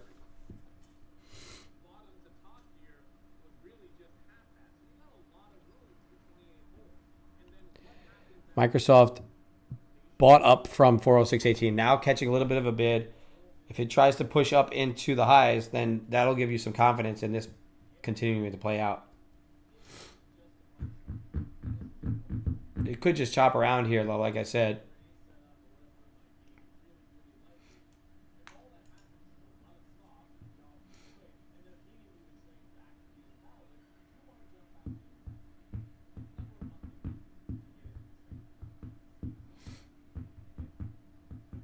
Watch the 80 level. That was the same level before that I mentioned, 80 to 85. Could be an interesting level for that point to bounce. If it's going to bounce off of here and then start to rotate higher, that is a good area to look at. The 80s tend to be some sort of like middle ground between, you know, a nice average where people like to get involved. I guess that's kind of why the math works out that way.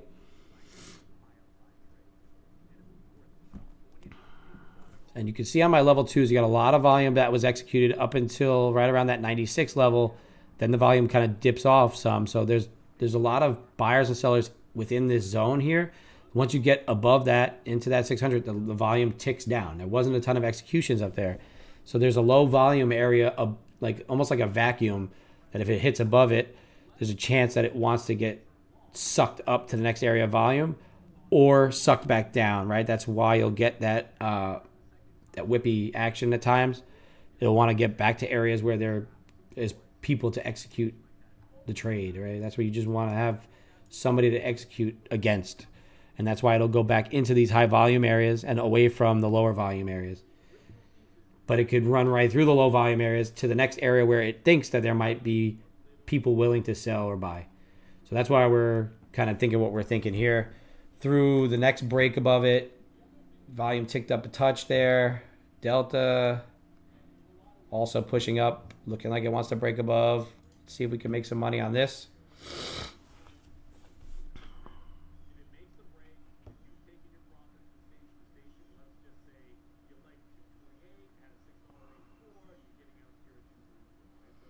There's a brick wall there. Order And we're filled. So give or take, right? Like I said, give or take 10 points. I want to be below the area where there was some volume that ticked up here. If it's going to fail that 600 again, then you get stopped out, and it's okay because you're limiting your risk on that that idea, right? Taking one more shot at it. Delta pushed up, price pushed up. You know, now you're getting a little bit of a tickling effect here. You can see it was a wick. Now Delta's trying to push down some. There's some volume up there at 35. Lot right there. Let's see what happens.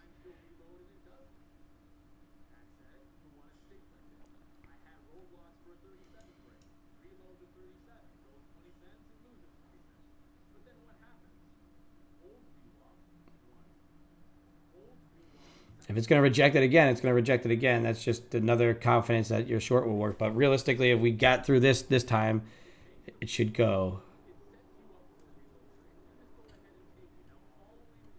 And then I want to break 15 and add a second at 15 if it does go up there. And then I want to take one off just shy of there. Right? That's where I would like to take one off and then hopefully be able to trail it in a way that works out where you can maximize your gain. Like I said, I'm not a really great breakout trader, so this is me trying something different for you, for the stream, for an idea on a break above a key level, right? With some volume, if some pushing happens, then maybe we can maximize our gain on it because I'm just working on some new material here, like a comedian or something. But realistically, you got to try and work some other stuff because at some point, certain trading conditions aren't going to come into play. And if you want to get better at something, you got to work on it a little bit here. So I am working this breakout idea. We're up a bit, so I don't want to risk much more than that. Oh, let's see, if it fails 600, we probably fail that level right there. Then I take a max loss, which I don't want to do. So let's see if we can continue to hold. If we get above 615, we're going to go to our original stop, our original entry. And then we'll see if we can maximize our gain there to 640 on a volume break. See, you got good volume. Volume is pushing up. Delta actually pushing up really nicely with it. So the follow through should come in. We probably get filled at 615. The only caution I would have is, does it fail that and rotate us back down at 615 on a wick off, or is the ad going to help us? Sometimes it hurts, sometimes it helps. That's why I test it out. So I'm going to risk 215 on it, 250 on it, 350. So you see that wick out possibly could be the seller right there. That ad could get us in trouble, but also it could maximize our gains, right? So overall, I got to see what this ad's going to do for us here.